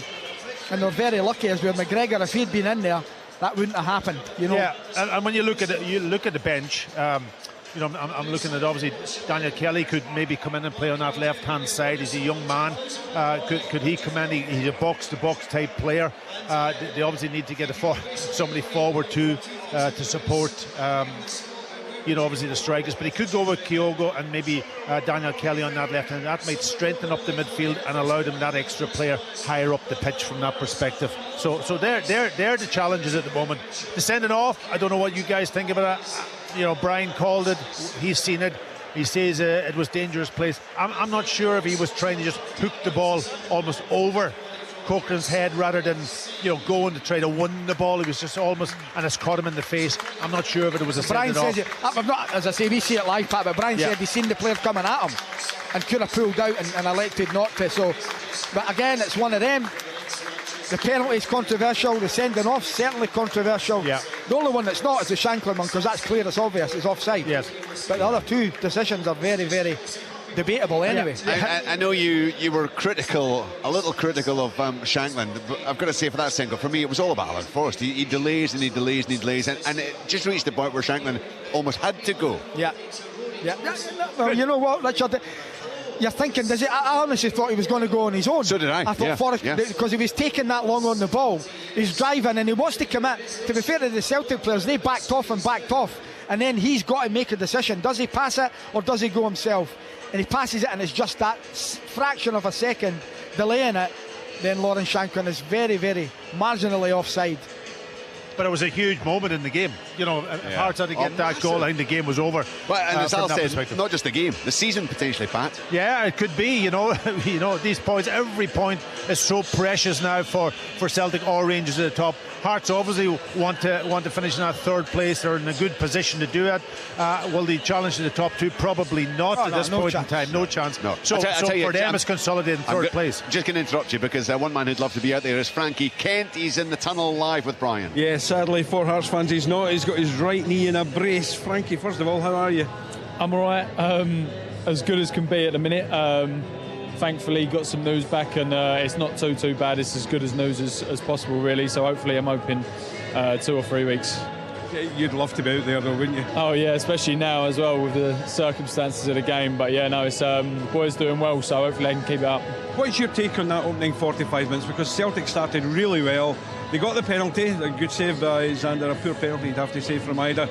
But that gave Hearts some momentum, didn't it? I think it did, and then obviously the red card changed it and give us some momentum going into the later part of the first half, and obviously good goal from the penalty, and then obviously unlucky with the offside one. But we're playing well, we're in control. We just need to stay on top of it and keep being aggressive. Tell us how difficult it is with this handball rule.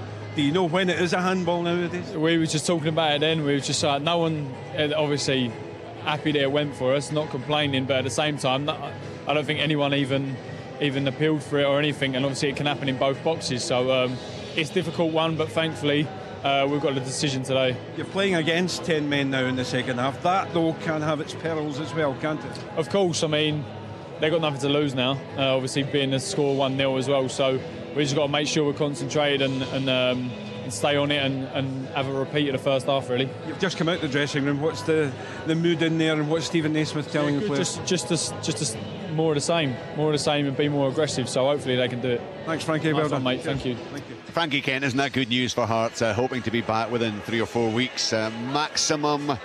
He is, well, I'm sure he's been missed out there, but actually Hearts have defended pretty well, albeit against 10 men.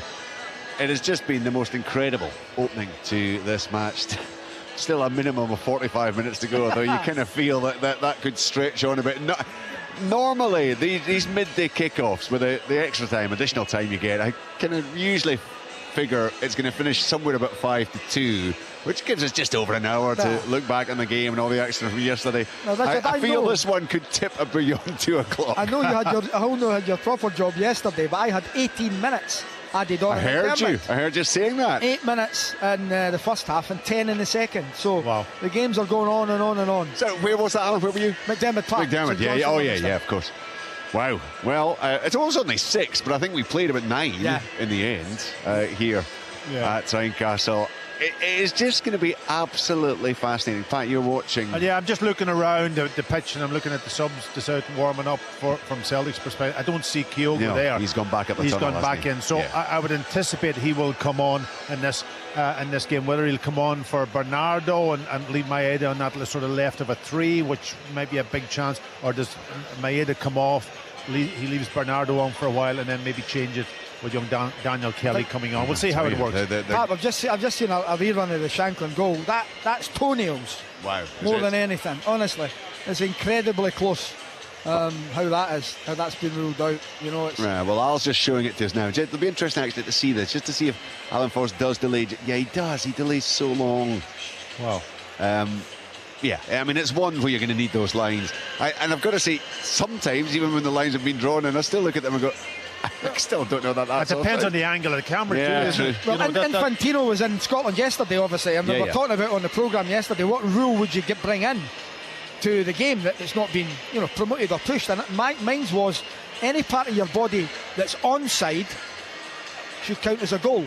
So, you know what I mean? Instead of it being any part that's offside, like your big toe, go the opposite way. Because we want to see goals. We want to see Lawrence Shankland scoring that goal. Unless you're a Celtic fan. Let me check that with Pat. Unless you're a Celtic fan. But you know what I mean? I was telling you were going to say a percentage of your body being onside or offside. Don't even start that. Any part of your body onside. Quickly to Brian, confirmation of the change, Brian. Yeah, confirmation, just the one change for Celtic. Kyogo is coming on. The player coming off will be number 28, Paulo Bernardo. Right, okay. I mean, it just strikes to me that what a chance this is for Hearts in terms of that midfield getting a real grip in there. They're going to be a man down essentially in there now as well. Celtic, you can understand it from their point of view. They have to have a go in the second half. They have to try to get back into this match. But wow, it is going to be absolutely fascinating. Just a word about Don Robertson, the referee. I know there have been some big calls, but let's be honest, it's VAR who really have stepped in. They've directed him, or certainly encouraged him to have a look at some. But in the overall general play, he's allowed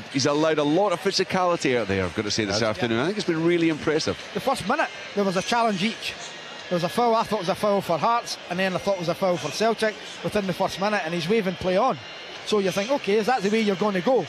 Still don't agree with the penalty for Celtic. I still I'll need to see that again, but on first live look, but he's closer than us, Richard. We're 100 yards away from it, and he's closer.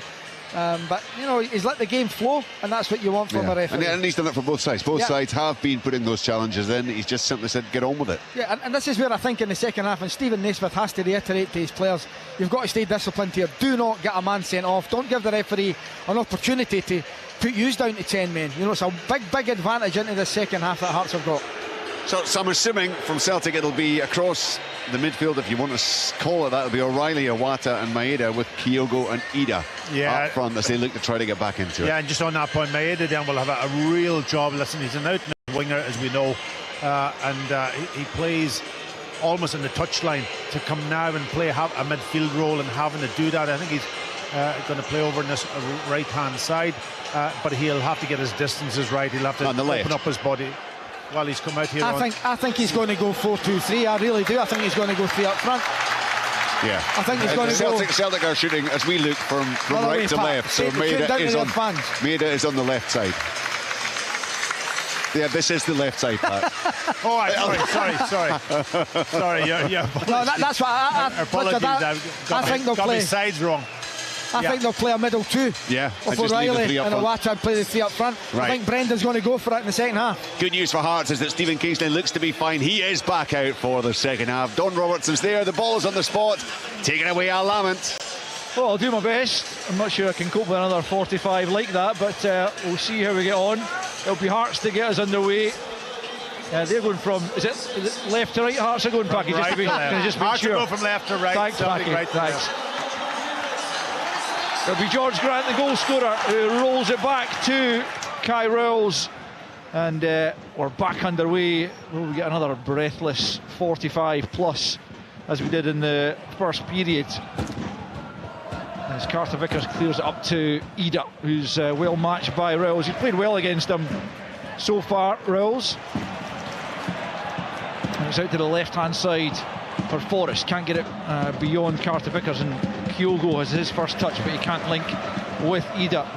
Packy, maybe you just keep an eye on quite how Celtic are lining up in this second half, and you can let the listeners know once you've got across it as the ball breaks to Joe Hart, and back with Scales. So there's that one change though. Kyogo for Paulo Bernardo, who didn't have a great first half, you would have to say. It's not that he hadn't a great first half, but he was asked to do a role that he's not familiar with, doing a defensive role, and that was the problem. He looked under pressure, and that's why they had to change it and put Maeda back into that sort of almost left shoulder of his to strengthen that up. Rowles gets it back to Kingsley just inside his own half. What you will see, Alistair, is that Kyogo's going to play off it up front, and so it'll be down to Kai Rowles to go on and mark him. He's going to one that's going to jump out that back three and go and pick up Kyogo, because the last thing Hearts need is Kyogo getting turned. Yeah, it does pose a few issues, I suppose, for the Hearts battling, because Civic's been dragged out to the right-hand side now on Maeda, and he's fouled him there just now, and it leaves Kingsley on on Ida. So yeah, they've got a man advantage, but they have to be careful about how they get pulled about the place by Celtic, and they have to use the extra man to their advantage and not allow Celtic to dictate. Here's Alistair Johnston midway inside his own half, just tucks it back to Carter Vickers on the edge of his own area. He's looking for Kyogo to peel out to his right hand side, but the pass wasn't on, and he goes back to Joe Hart. A couple of minutes played in the second half. It's Hearts 1, Celtic 0. Rowles manages just to get that back to Kingsley with Kyogo in hot pursuit. Iwata and George Grant contest the ball in the middle of the park, and it breaks to Neuenhoff, who had a good opening 45. Callum Neuenhoff, actually, Alan, I was thinking about this in the last couple of weeks. It feels to me like he's really, after a fairly slow start as a Hearts player, really established himself as a first pick, but also, justifiably, because he's been playing well. Understandably, and I think that the turnaround for me was watching him against Airdrie in the Cup. I thought he was excellent, scored a really good goal, and I think that was the start of thinking, you know what, this guy can play, because I know the jury was out with a lot of Hearts fans, but it takes time. He's come from the other side of the world. He's a young guy.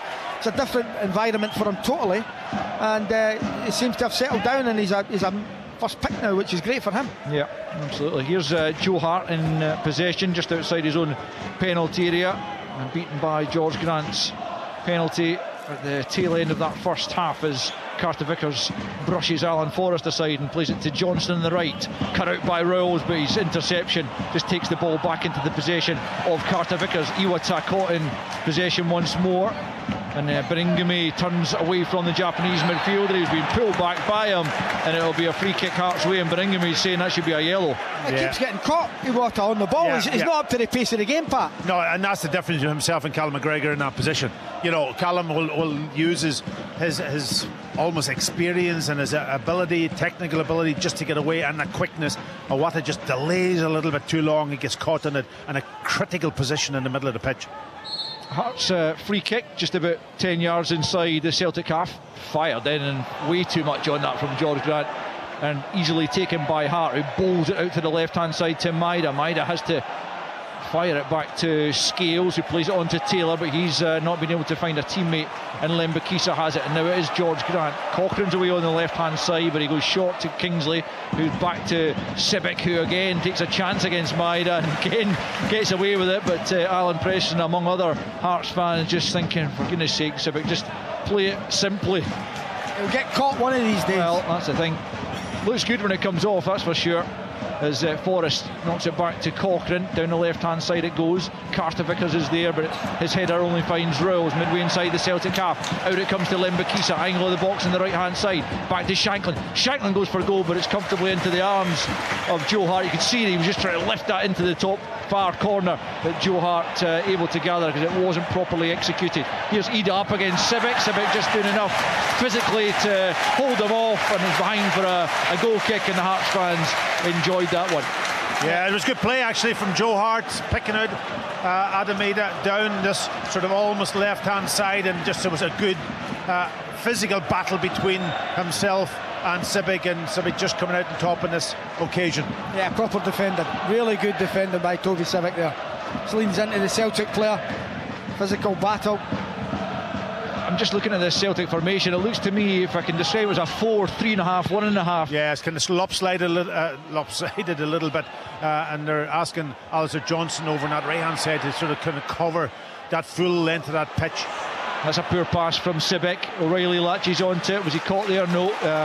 Possession back with Hearts. Yeah, Kyogo's just playing off the right slightly, somewhere between forward and midfield, depending on who's in possession. But it's Hearts in possession right now, and Biringame has it more or less on the centre spot, out to Lembakisa, right hand side. Slides it down the left. Did it come off Taylor there? Yes, the assistant referee was in close proximity and says it's a Hearts throw in midway inside the Celtic half. 51 on the clock, still Hearts 1, Celtic 0 as it was at the break. No great incident of note in the second half as yet, but you can be sure that something will happen pretty shortly if the first half was anything to go by. That's good play by Cochrane for Grant down the left-hand side. Forrest asks for it and he just pokes it off Scales and behind for a corner on the left-hand side.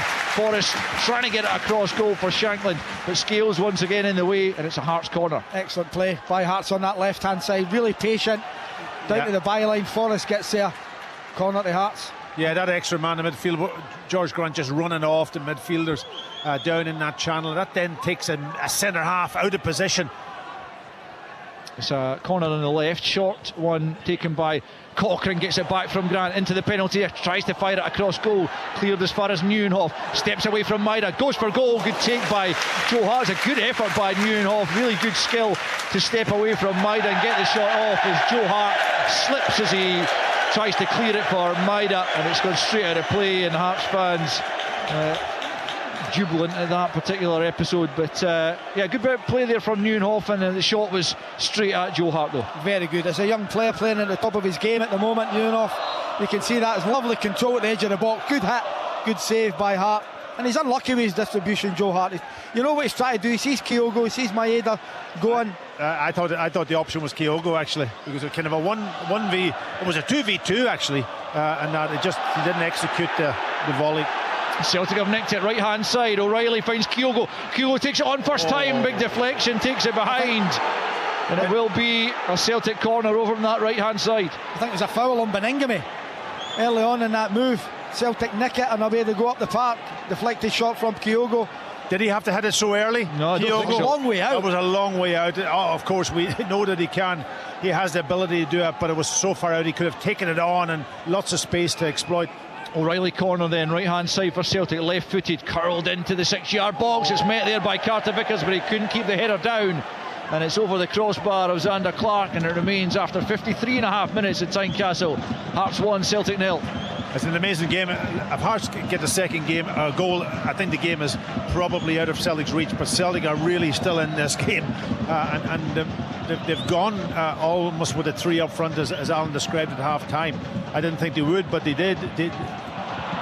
The thing is, Hearts need to keep the pressure on. They can't sit back and hope to defend and see this through. Celtic have got too much quality on the park for Hearts just to defend deeper and deeper. They need to go for that second goal. Yeah, and despite having a man fewer at Celtic who played round Hearts and are not on the attack, and it's Maida into the box. It wasn't a bad ball. Rowles though was able to step onto it and knock it away before Kyogo could pounce. Last time Hearts won here against Celtic was in Ange Postecoglou's very first league game in charge. Late John Suter goal winning that one. And we've got a tight contest on our hands here as well. Very evenly matched thus far. Celtic have been a man down since the 15th minute when Yang was dismissed for a high boot into the face of Alex Cochrane. Here's O'Reilly. Plays it square for Taylor, midway inside his own half. He's been chased down by Neuenhoff and he has to go back to his goalkeeper. Hart plays it short to Carter Vickers, who in turn finds Johnston just outside the penalty area, slides it forward for Ida. He's nipped it out to the right hand side and O'Reilly's kept it in. There's a good play from Celtic. Rowles though stops the cross at source. Beningame there into win it. Forrest now is taken out of play by Carter Vickers, and it'll be a foul to Hearts, a free kick to Hearts about 10 yards inside their own half. But Celtic still very much in this game. They're causing Hearts some problems when they move the ball quickly, which is exactly what they need to do. Yeah, they're moving it off that sort of 1-2 touch passing, and they're breaking any press that Hearts have got. And O'Reilly in that occasion, he should have done better. He was in a great position down at the right hand side, and his final ball was poor. Carter Vickers wins the header above Alan Forrest. Back with Rowles in the halfway line now. Beningame and Kingsley, who, as the guys say, has seemed to have shrugged off whatever the knock he took in the first half. He's moving pretty freely as Lembakisa finds Shankland, who steps away from Scales. Now Carter Vickers, he's up against, and Neuenhoff slips. Come back to Shankland, goal! Lawrence Shankland, no doubt about this one! Slams it beyond Joe Hart into the far bottom corner. It is Hearts 2, Celtic 0. That's not offside, that's in the bottom corner. What a finish from Shankland. They get the break of the ball, got to be said. Neuenhoff again, he He goes up with Scales initially. Scales doesn't get a great header, comes to Lembasika, and they're in, Hearts are in. Nieuwenhof's in the box, he slaps it, comes back to Shankland. No other thought than smash. Back of the net, 2-0. Great finish. That's a striker's finish. Just knew exactly what he was doing. As soon as he came back to him, touch, bang, right accuracy, right in the corner. Joe Hart, no chance. But that's a critical goal for Hearts. Yeah, well, now Lawrence Shankland has his 20th Premiership goal of the season. That's twice you've used that stat today. Exactly. I'm saying now he definitely has it. I mean, there's no question that one's going to stand, is there? Because, as you say, it broke kindly back to him after Nieuwenhof had slipped in a good position. Looked like the chance perhaps had gone, but that didn't account for the deadliness of Shankland. Here's Ida at the other end, though, trying to get the shot in. He does manage to do so, but it's an easy take for Xander Clark at his near post. And with just over half an hour to play, Packy, you said you thought if Hearts got the second, that could take the game beyond Celtic. Do you see it that way still? Yeah, well, they have to respond very, very quickly now in this game, Celtic, if they're going to get anything out of it. They've got to get a goal back to just, trade a finish that they could actually maybe pull something out. The longer this goes on now at 2-0, I think Hearts will win this game. I can't see it. Down to 10 men, very, very difficult.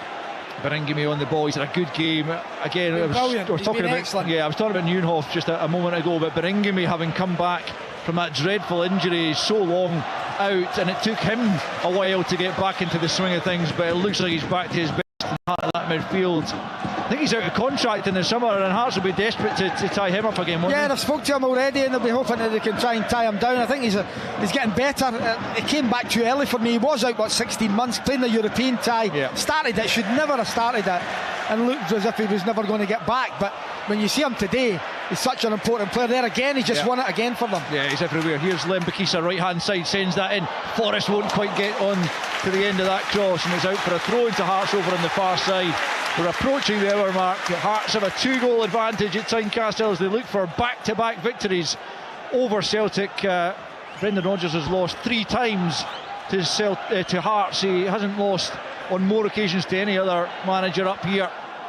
And, he is heading for a 4th defeat against the Jam Tarts, unless his side can produce something really special in the closing half hour. Here's Taylor for Maida, left-hand side, as they look to kickstart a comeback. Maida in off that left, trying to get away from Nieuwenhof, who slides in, takes the ball to Iwata. Iwata will go for goal. It's hugely ambitious. He's 35 yards from goal. He's not a renowned goal scorer. There's nothing to suggest that he's capable of just stepping onto that and hitting the target, far less scoring, and he slices it way wide, and it remains Hearts 2, Celtic 0. Wrong decision. He had Alistair Johnson on his right hand side. Just keep the ball flowing from side to side, do his job, do what he's doing, what Callum McGregor does. He doesn't have to take on that shot from that distance. Shankland holding off the challenge of Greg Taylor, and then putting it short to Rowles out to the left hand side for Cochrane. Well, Tynecastle faithful thoroughly enjoying the opening hour here. Their side have opened up a 2-goal advantage, goals in either half, after Shankland was denied a goal earlier in the game. Yeah, the problem for Celtic now is that they can't really make any other changes. The only one that they can bring on maybe up front is Palma, but what does that do to them? You have to almost keep your shape the way it is, and hope that you're going to get something out of it. Steve Clark apparently here watching the contest, and Lawrence Shankland done his chances. I mean, do you start him in Germany? Would you start him? That's the discussion now, surely, because there was a discussion a few months ago about is he going to actually be in the plane. I mean, surely that conversation is completely redundant, and it is the question that you just asked. For me, he's a man in form.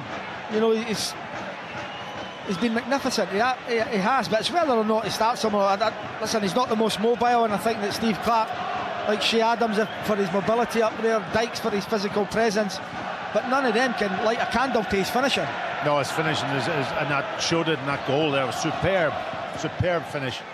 If you've got a striker in the form that Lawrence Shankland's in coming into a major tournament, I mean, Steve Clark knows a whole lot more than me, but I mean, That to me is a booking, actually. You know, that's 2 in a row. He got away with the first one now and there. He knew that he was beaten, and he's taken Matt O'Reilly out, and the referee hasn't done anything, just give the free kick. Yeah, it is a free kick to Celtic, though, in a good position. 2 or 3 yards in from the right touch line, but only about 20 yards from the goal. And Matt O'Reilly, having been fouled, picks himself up and about to send this one into the Hearts penalty area. Can Celtic get something back? It's drifted all the way through and all the way behind, and nothing really happening for Celtic just at the moment. That second goal really does seem to have knocked a bit of the stuffing out of them, Packy. Yeah, it's you know, it was a challenge. Now it's almost a huge challenge to get something back in this game, just to give them a lifeline. Almost going into the last sort of 10 minutes or so. They've got to do it in the next probably 10 minutes now. 62 minutes gone in this game. Hearts leading by a couple of goals to nil as Cochrane slides it forward. Shankland gets there before Scales and plays it short to Forrest on the left flank.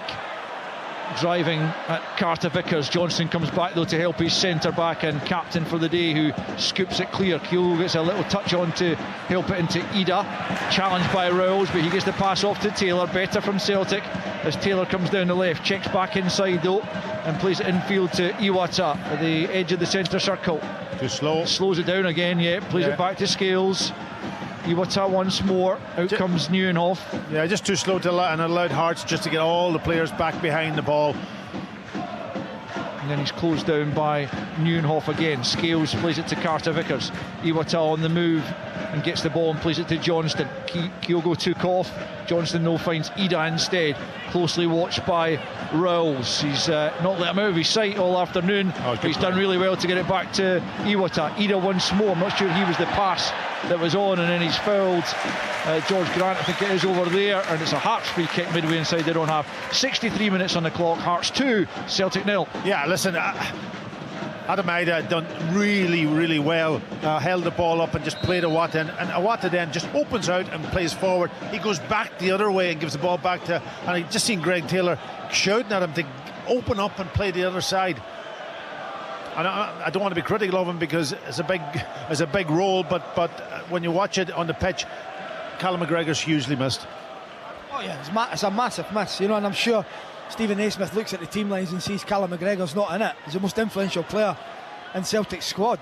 You know, he's magnificent, and that's given Hearts such a big lift, thinking, you know what, we can dominate in that middle of the park, and they've certainly done that. Yeah, Celtic have gone down to 10 men, but I think Nieuwenhof, Baningime and Grant have been brilliant. Cochrane plays it off O'Reilly, out for a throw-in just in front of Stephen Naismith's technical area over on that far side. The Hearts left taken by Cochrane, back the way to Rowles.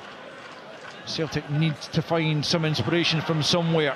If they could even take a point from this game at this stage, it would go down as a terrific result, given the circumstances they find themselves in right now. 25 to play as Cochrane prepares to take another throw-in over on that far side.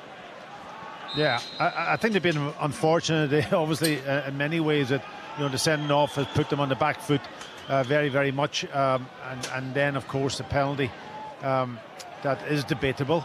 There's no doubt about that, and that then made the task huge. As Iwata finding Kyogo, gets away from a combination of Grant and Baningime, still driving towards goal, takes it on the left foot, straight down the throat though of Xander Clark from the edge of the ball. Kyogo got a good strike away on the left foot, but lacked the direction to really trouble Xander Clark, and so after 65 minutes it remains Hearts 2, Celtic 0. Hearts coming forward again, looking to completely put the game out of sight with a third goal. It's Forrest on the left hand side, Shankland there as well, back with Forrest inside the penalty area. He comes, just tries to poke it onto Nieuwenhof, down he goes, but Celtic have dealt with that. O'Reilly flicks it away, Baningime will get there onto the loose ball, and now it's Rowles who brings it out to the right hand side for Lembakisa. A couple of touches to try and get away from Greg Taylor, and then steps Nieuwenhof to take it away from the Celtic fullback. Gets it back from Shankland, still Nieuwenhof going. Scales gets a toe to the ball. Iwata will pick up and knocks it forward for Ida. Iwata once more for Ida, down the left hand side he comes. Civic going back with him, midway inside the Hearts half now, on the left touchline more or less. Back with Greg Taylor as Celtic try and get bodies forward. Taylor waits for Johnston to come on that right hand side. Cochrane will go out and meet him. Not before Johnson gets the cross in, and Ida can't get onto the crosser, just too high for him, and he couldn't glance it goalwards. Behind for a goal kick. 66 on the clock. Hearts 2, Celtic 0. Yeah, it was a good cross, wasn't it? Power, pace. Adam Ida, I think he's just slightly beyond it and that, but I think he'd be disappointed he didn't get his head to it.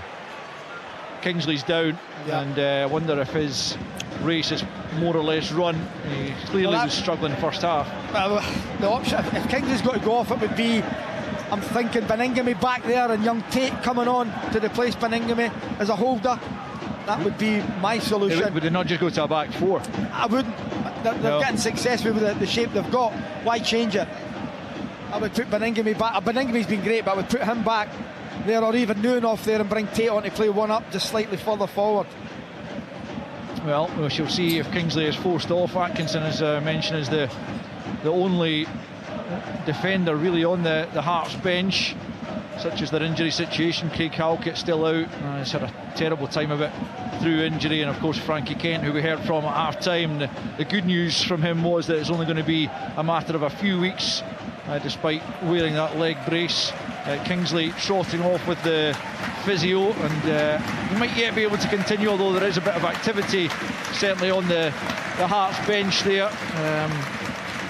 Looks like it is either Tate or Pollock. I can't see from this distance. Brian will keep us up to date with any changes that are definitely going to happen as Zander Clark prepares to take the goal kick. Kingsley is jogging down the touchline, but if he comes on at all, which he is doing just now, it'll probably only be temporarily, as Greg Taylor has at the edge of his own penalty area. We've played 3/4 of the game, and the home side are leading by 2-0. A George Grant penalty and a Lawrence Shankland goal, as Kyogo could be in here and he gets something on the long ball forward, but he couldn't really trouble Zander Clark. I think he was trying to bring it under control rather than go for goal first time. Either way, it broke kindly for the Hearts goalkeeper, and it's back in his arms with just about 21.5 minutes left to play.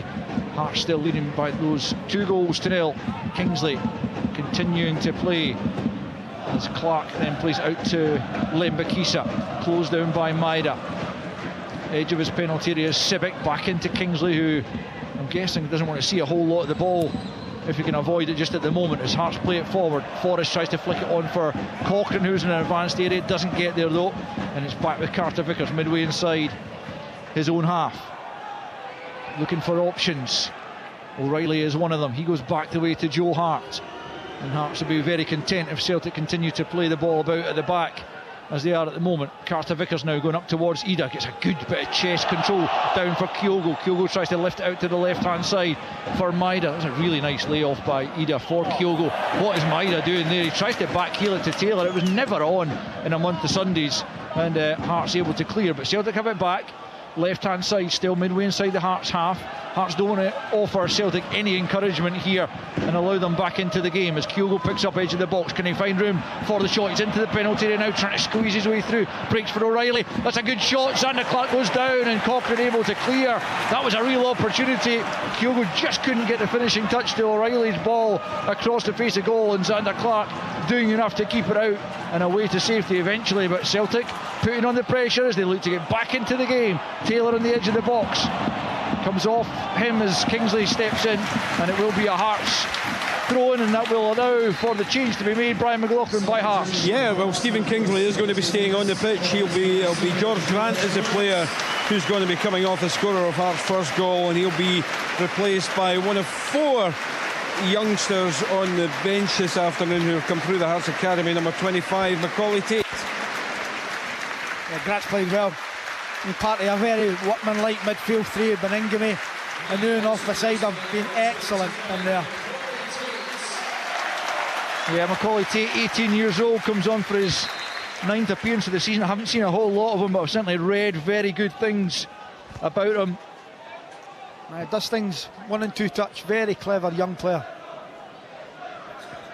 Hearts throw in. Lembakisa down the right flank, headed out to play again for another Hearts throw. We've got less than 20 minutes to play now. Hearts with a 2-goal advantage against 10 men. They can only throw it away from here, and it will go down as another major feather in the cap of Stephen Naismith if he can engineer a second consecutive victory over the champions, and it would be a damaging defeat for them, especially after being given a real opportunity to go back to the top of the table by Rangers slip up against Motherwell. Thoroughly deserved 3 points for Motherwell. You'd have to say yesterday at Ibrox they played terrifically well,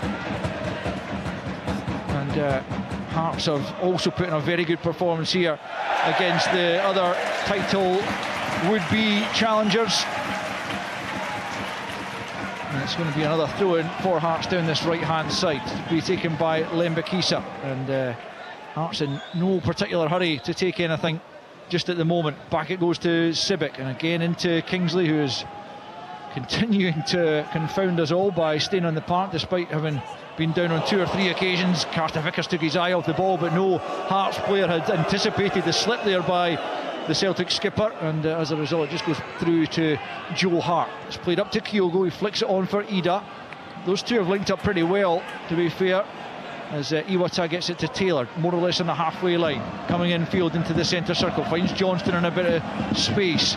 A Celtic goal here would really set this game alight again. It's the tempo has gone out of it a little bit with the 2 goals separating the sides, but if Celtic were able to get back into it with a goal, it would set up a really grandstand finish to it, as an offside flag goes up to halt that particular Celtic attack. Looks like they're going to make a change. There's a substitute across there getting some tactical information. Pat, would you go with Ida and Kyogo next game out? I think they look good as a partnership. Yeah, well, he's tried it over a couple of games, hasn't he? You know, and these things take time. Yeah, with Kyogo dropping out a little bit deeper and then arriving into areas. But I think Adam Ida's done really well, holding the ball up and laying it off and getting decent support. And that he'll run the channel too for you at times. But when Kyogo's freed up a little bit, he'll find space. Now, what it does though, it takes away from your sort of 3 in midfield, and that's always the challenge. Well, how different a game it could be if Adam Ida had scored the spot kick he had after 11 minutes. He was the Celtic hero against Hibs, he was the Celtic hero against Motherwell with the 2 goals after coming off the bench. Yeah, it was surprising actually where he hit the ball, because the 2 penalties he took initially when he got his two goals from penalties, one was on either side, hard low into the corner, or high up into the corner, and in this particular was straight down the middle, which was a big surprise. Even if he had a hit it in the corner, I think he would have a chance of scoring. Xander Clark coming off his line to clutch the ball before Maida could get onto a forward ball from Greg Taylor. That was the applause in the background you heard there from the home fans as Carter Vickers picks up at the edge of his box, gets away from Alan Forrest and plays it to Johnston. 74.5 minutes played. Hearts 2, Celtic 0 at Tynecastle in the final Premiership game of the weekend. Highlights to come this evening at 7:15 on the BBC Scotland channel, as Carter Vickers has it. Alistair Johnston put under pressure there by Cochrane, manages to keep possession though. Back with Carter Vickers and back to Joe Hart, and that'll do Hearts fine. They've not got possession, but they have got Celtic hemmed in their own area, as Scales though finds a good pass forward to Maida. Maida though is forced back the way by Lembakisa, and it's a poor pass looking for Kyogo. Breaks off Rowles to Carter Vickers. A little bit scrappy just at the moment, but Celtic coming forward. Johnston though is not a good pass for Kyogo. Kingsley picks it off and finds Cochrane out to the left hand side for Forrest, up against Carter Vickers, left of the penalty area, gets the cross into the far post. Shankland with the header down, taken by Joe Hart. It's a decent looking header from Shankland, got plenty of power in it, but it was a difficult one to try and get past the keeper. It remains Hearts 2, Celtic 0. Good play by Forrest. I think Shankland's got to try and loop it back the way it came from. He's knocked it into the ground, takes the sting out of it, and it's an easy save for Hart. Just under quarter of an hour then for Celtic to find a couple of goals at least to earn themselves something from the game. And although they came here looking for all 3, you'd have to imagine that they would very much take a draw the way things stand right at the moment, as Callum Nieuwenhof turns away from Iwata and finds Beningame on the halfway line. He takes his time and picks out Rowles. Here's Packy. The midfield, I was going to say, isn't operating for Celtic. You can see it, you know, they'll pass it 2-3 passes, and then it'll be a slack pass and they give the ball away. Here's Forrest, edge of the box, tries his luck, but comes off the outside of his boot, but also off a Celtic player on its way through, and it will be a Hearts corner as they look for a third goal to put this game altogether beyond doubt. And again, just take your time, let the clock tick down. Again, I'd say it, I'd take it short, I'd keep it. No need to rush. Yeah, their better set pieces have been the short corners, haven't they? Celtic are about to make a change. Brian, have you got details of that? Yeah, Celtic are going to make one change. It looks like Hearts are going to make a couple. I'll come to those in a moment. Daniel Kelly, who scored a wonder goal on midweek in the win against Dundee, he's coming on. He'll be replacing Tomoka Iwata. Hearts are going to bring on Devlin and Tagawa, but we'll bring you details of those very shortly. Here's Cochrane, right hand side with the low corner, met by Kyogo at the near post, who knocks it out of his penalty area. Neuenhof's there, gets it back to Lembikisa, quickly closed down by Maida, who's still fully running, but Lembikisa does well to get it back to Zander Clark under pressure there, and Clark promptly plays it out to Tate on that left hand side. He gets it back from Kingsley, and then in assured fashion plays it out to Rose, who's given it straight to Kyogo. Opportunity here for Celtic to try and create something. Kyogo into the penalty. It's Ida, saved by Clark, comes back to O'Reilly. That's blocked by Macaulay Tate, who has dug Kai Rose out a huge hole there, as Hearts again almost give it away to Celtic at the edge of the penalty area, but it comes off Alistair Johnston. Well, that was a decent effort from Adam Ida, good save by Clark, and Kai Rose almost putting his side in big trouble there. Yeah, that was the opportunity. You know, was that a good effort from Adam Ida? I'm not so sure it was. The goalkeeper had an easy enough opportunity to save that one. You know, he didn't have to dive too far, just get a block on it. From that perspective, I would rather it low down into the left-hand corner. You're so harsh, Packy. Well, I have to be harsh at this point in time. They're 2-0 down and it's a big chance. Give the keeper praise back. It was a great save. And it's Callum Neuenhoff who's down, getting a bit of treatment at the moment. Maybe I wouldn't have taken him off, but if he's obviously injured, that could be a change for Stephen Naismith, maybe a change of who he was going to take off. Yeah. Well, sorry, I'm going to go back to that chance, Matty. That was Lawrence Shankland. That's in the back of the net. Back of the net, low, and that's the difference. Neuenhoff's getting a standing ovation. He is. So. He is absolutely magnificent he's been again today. Well, that just shows you how opinions can change, because you say, Alan, the jury was out on him at the start of his Hearts career, but he's very much changed their minds, not just with today's performance, but more generally of late, as Cam Devlin and Yosuke Tagawa come on, and it's Alan Forrest is the other player who's been withdrawn alongside Neuenhoff, just to freshen things up, I guess, in there as much as anything else, although Neuenhoff did require a bit of treatment there as he went off. It's when you see Forrest as well, with the amount of running he does off the ball. He's the one that stretches the game for Hearts. It's not so much Shankland, he likes it to feet. Certainly Forrest. Good tackle, Tate. Yeah, and he gets it back from Devlin.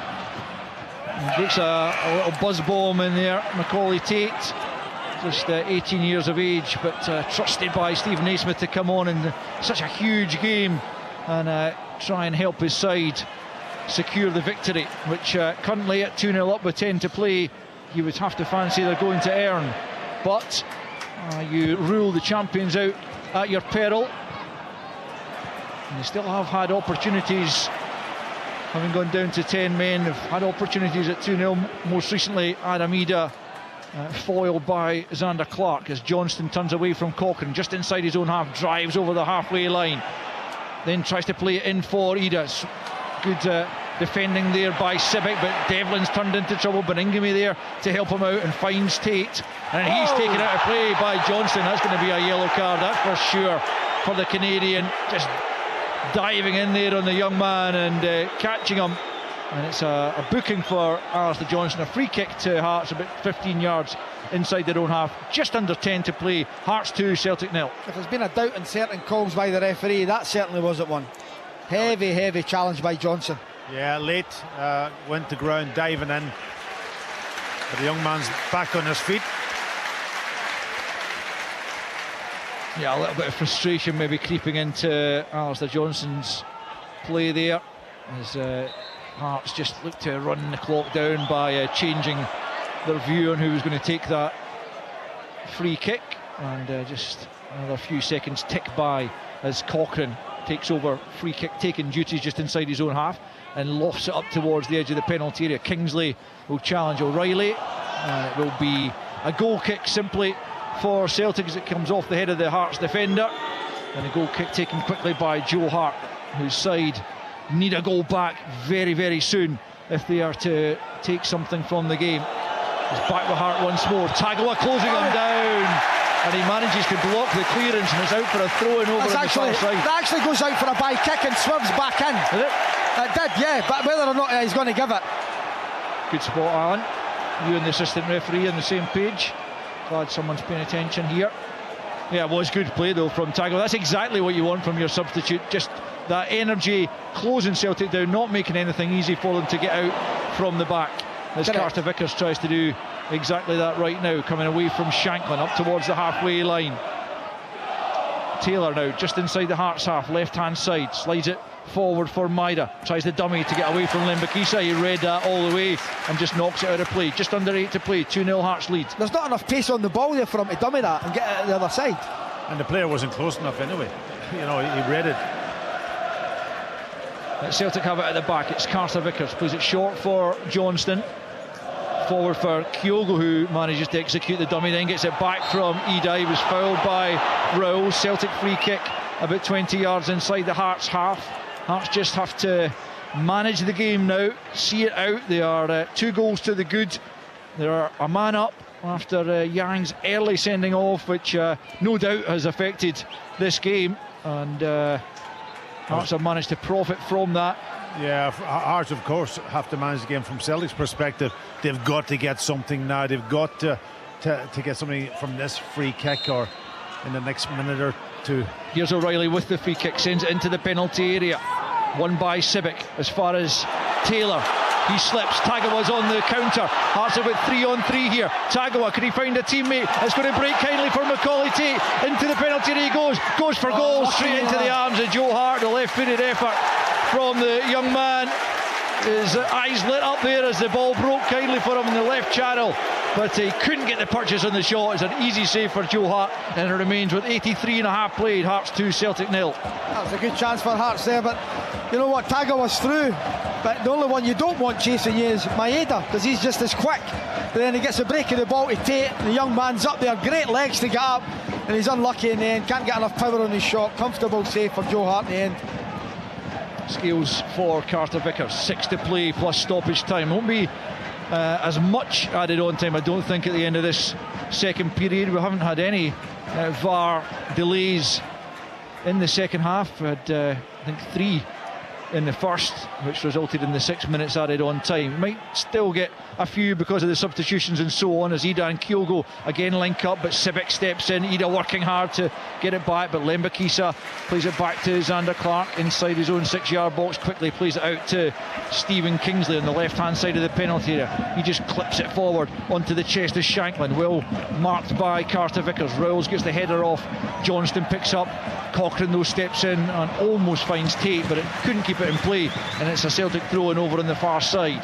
Quickly taken, as you can imagine they are in a major hurry trying to get something from this game, otherwise they will remain 2 points behind Rangers with what would that be, 9 games to play, 4 games to the split, as Maida knocks it back to Scales just inside his own half. Now Kelly, as Brian said, scored a cracking goal, his first Celtic goal in the 7-1 rout of Dundee in the week.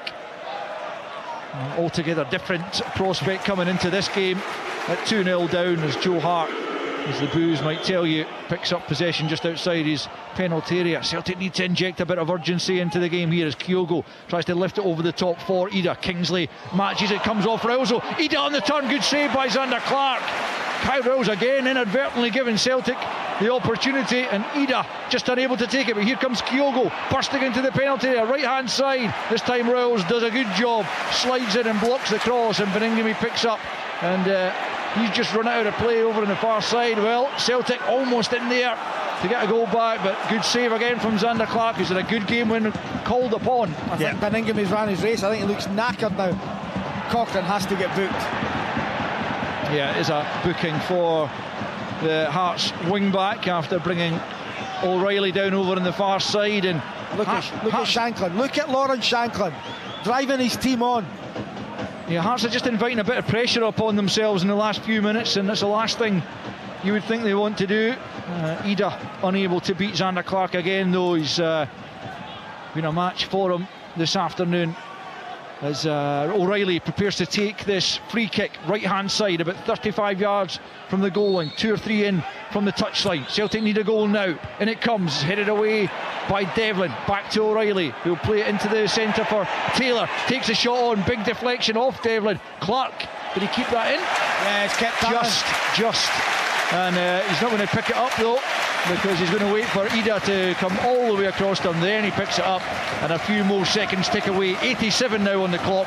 It remains Hearts 2, Celtic 0. Maybe I don't know who, Brian will maybe tell us, but maybe it's Denham for Beningame. Brian, any details? Certainly Hearts have got a player ready to come on. Yeah, well, certainly Aidan Denham is coming on. I mean, interestingly enough, 12 months ago, round about just now, he was told his Hearts career was over and he was planning to leave the club. Stephen Naismith come in, give him a new contract, and here he is going to be coming on for the last 3 or 4 minutes. He is coming on. The player coming off is, as expected, Benny Beningame. Thanks, Brian. Yeah, 20-year-old Aidan Denham, as you were referring to earlier on, another academy product, and I think he was finding himself out the picture and prepared to leave, but he's been a big player for Hearts in terms of the amount of appearances he's made. This is his 18th as he comes on, and Benny Beningame, like Callum Newhoff before him, gets a standing ovation from these Hearts fans who've seen him put in another terrific shift in the middle of the park. Yeah, it's been magnificent. He really has. Oh no, the jury's out with a lot of Hearts fans on him at times, but I really like him, and I think the more game time he gets, the better he becomes, and he's such an important member of that midfield, and he's a really good partnership now with Newhoff. Celtic have it. Kelly square inside their own half for O'Reilly. Back to Carter Vickers. A couple of minutes of the 90 remain as Carter Vickers plays it forward on the left hand side. Maida with a good first touch, steps away from Lembakisa, back in field. That's not such a good pass, and Daniel Kelly has to battle away, and he's been dispossessed here, and it is Denham who's in, taken out of play by Kelly. Be a yellow, surely. Yeah, it's going to be for the young man. Oh, he was given a poor ball in the first place, and he couldn't make much of it, and then he's had to bring down Aidan Denham, and it will be a yellow for Daniel Kelly. 4 minutes to be added on, we gather, as we approach the 90th minute right now, and it looks very much, unless there's some hugely dramatic turn in the last few minutes, that Hearts are going to see out the victory and keep Celtic a couple of points behind, and that will be a huge sigh of relief for Rangers and their fans, who thought they'd given the momentum back to their title rivals yesterday. But quite apart from anything else, a huge victory for Hearts, who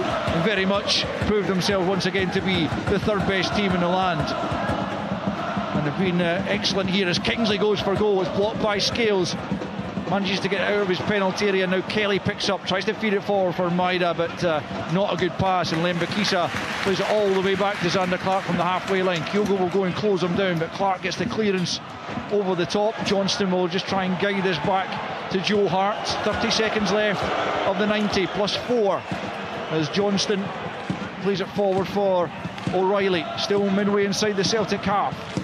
Celtic have been able to create half chances, you would certainly say, since going 2-0 down, but Adam Ida hasn't been able to get the better of Xander Clark. No, Xander Clark's come up with the big saves at the right time.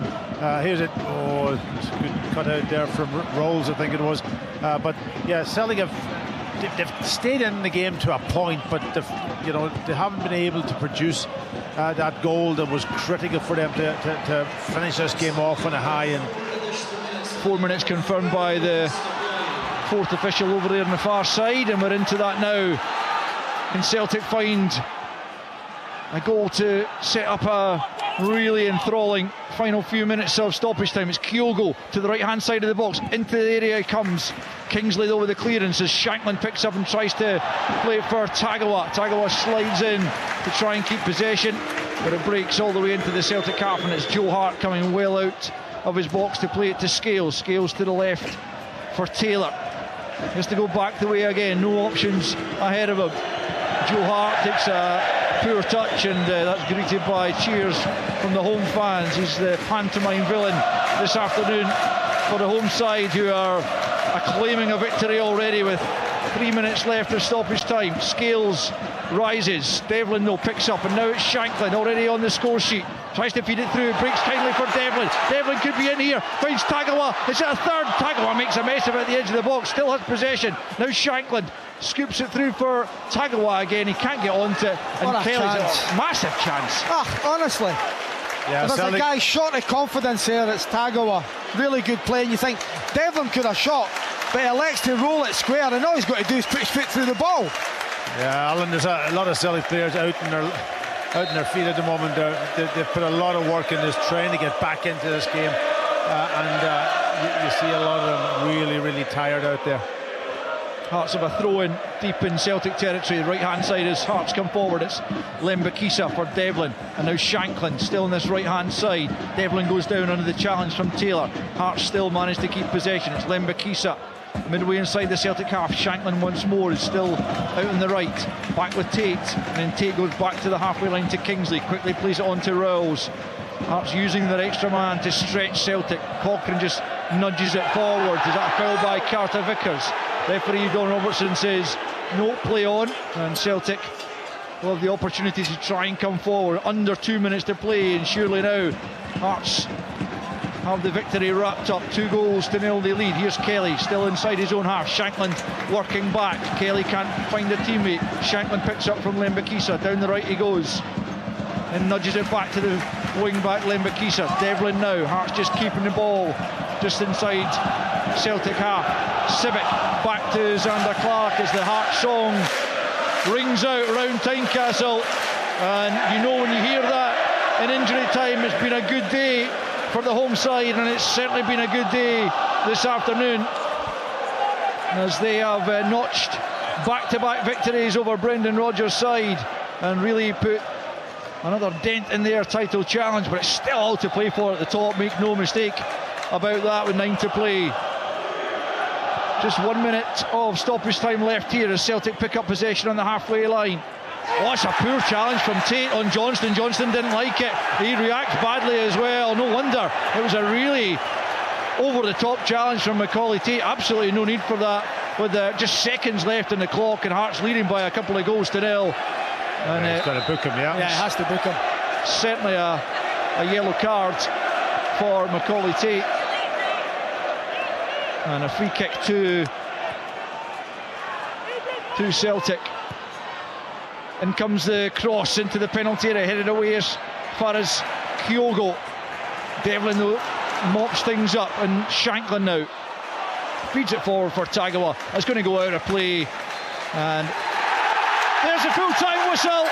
Hearts have the victory, hard earned but well deserved ultimately. The second half couldn't quite match the first for drama, but still an enthralling 45 minutes. But all the key moments really came in the first period, barring of course Lawrence Shankland's goal that really sealed the points. He was denied at the tail end of the first half by an offside flag, or ultimately a VAR offside decision. But 11 minutes into the second period, he picked up on a loose ball just inside the Celtic penalty area to lash it low past Joe Hart, and that added to George Grant's late first half penalty after a handball was spotted by John Beaton VAR and brought to the attention of Don Robertson, the referee, who ultimately awarded the spot kick. There was a red card early on in the game for Yang of Celtic. That followed Adam Ida's failure to beat Zander Clark from the spot after Cochrane had fouled Yang. Again, that was a VAR spot that the referee then verified. So much went on in that game, but ultimately Hearts have emerged victorious to take all 3 points for the second time in succession against Celtic, the champions. Adam Ida is having a major word there with Don Robertson about something inside the centre circle as Celtic go to applaud their travelling band of fans who are still here. But it's the Hearts fans round Tynecastle who've stayed around to applaud their side, who have notched another really big victory for them and in the context of the title race as well. It finishes at Tynecastle in a really outstanding fixture. Hearts 2, Celtic 0.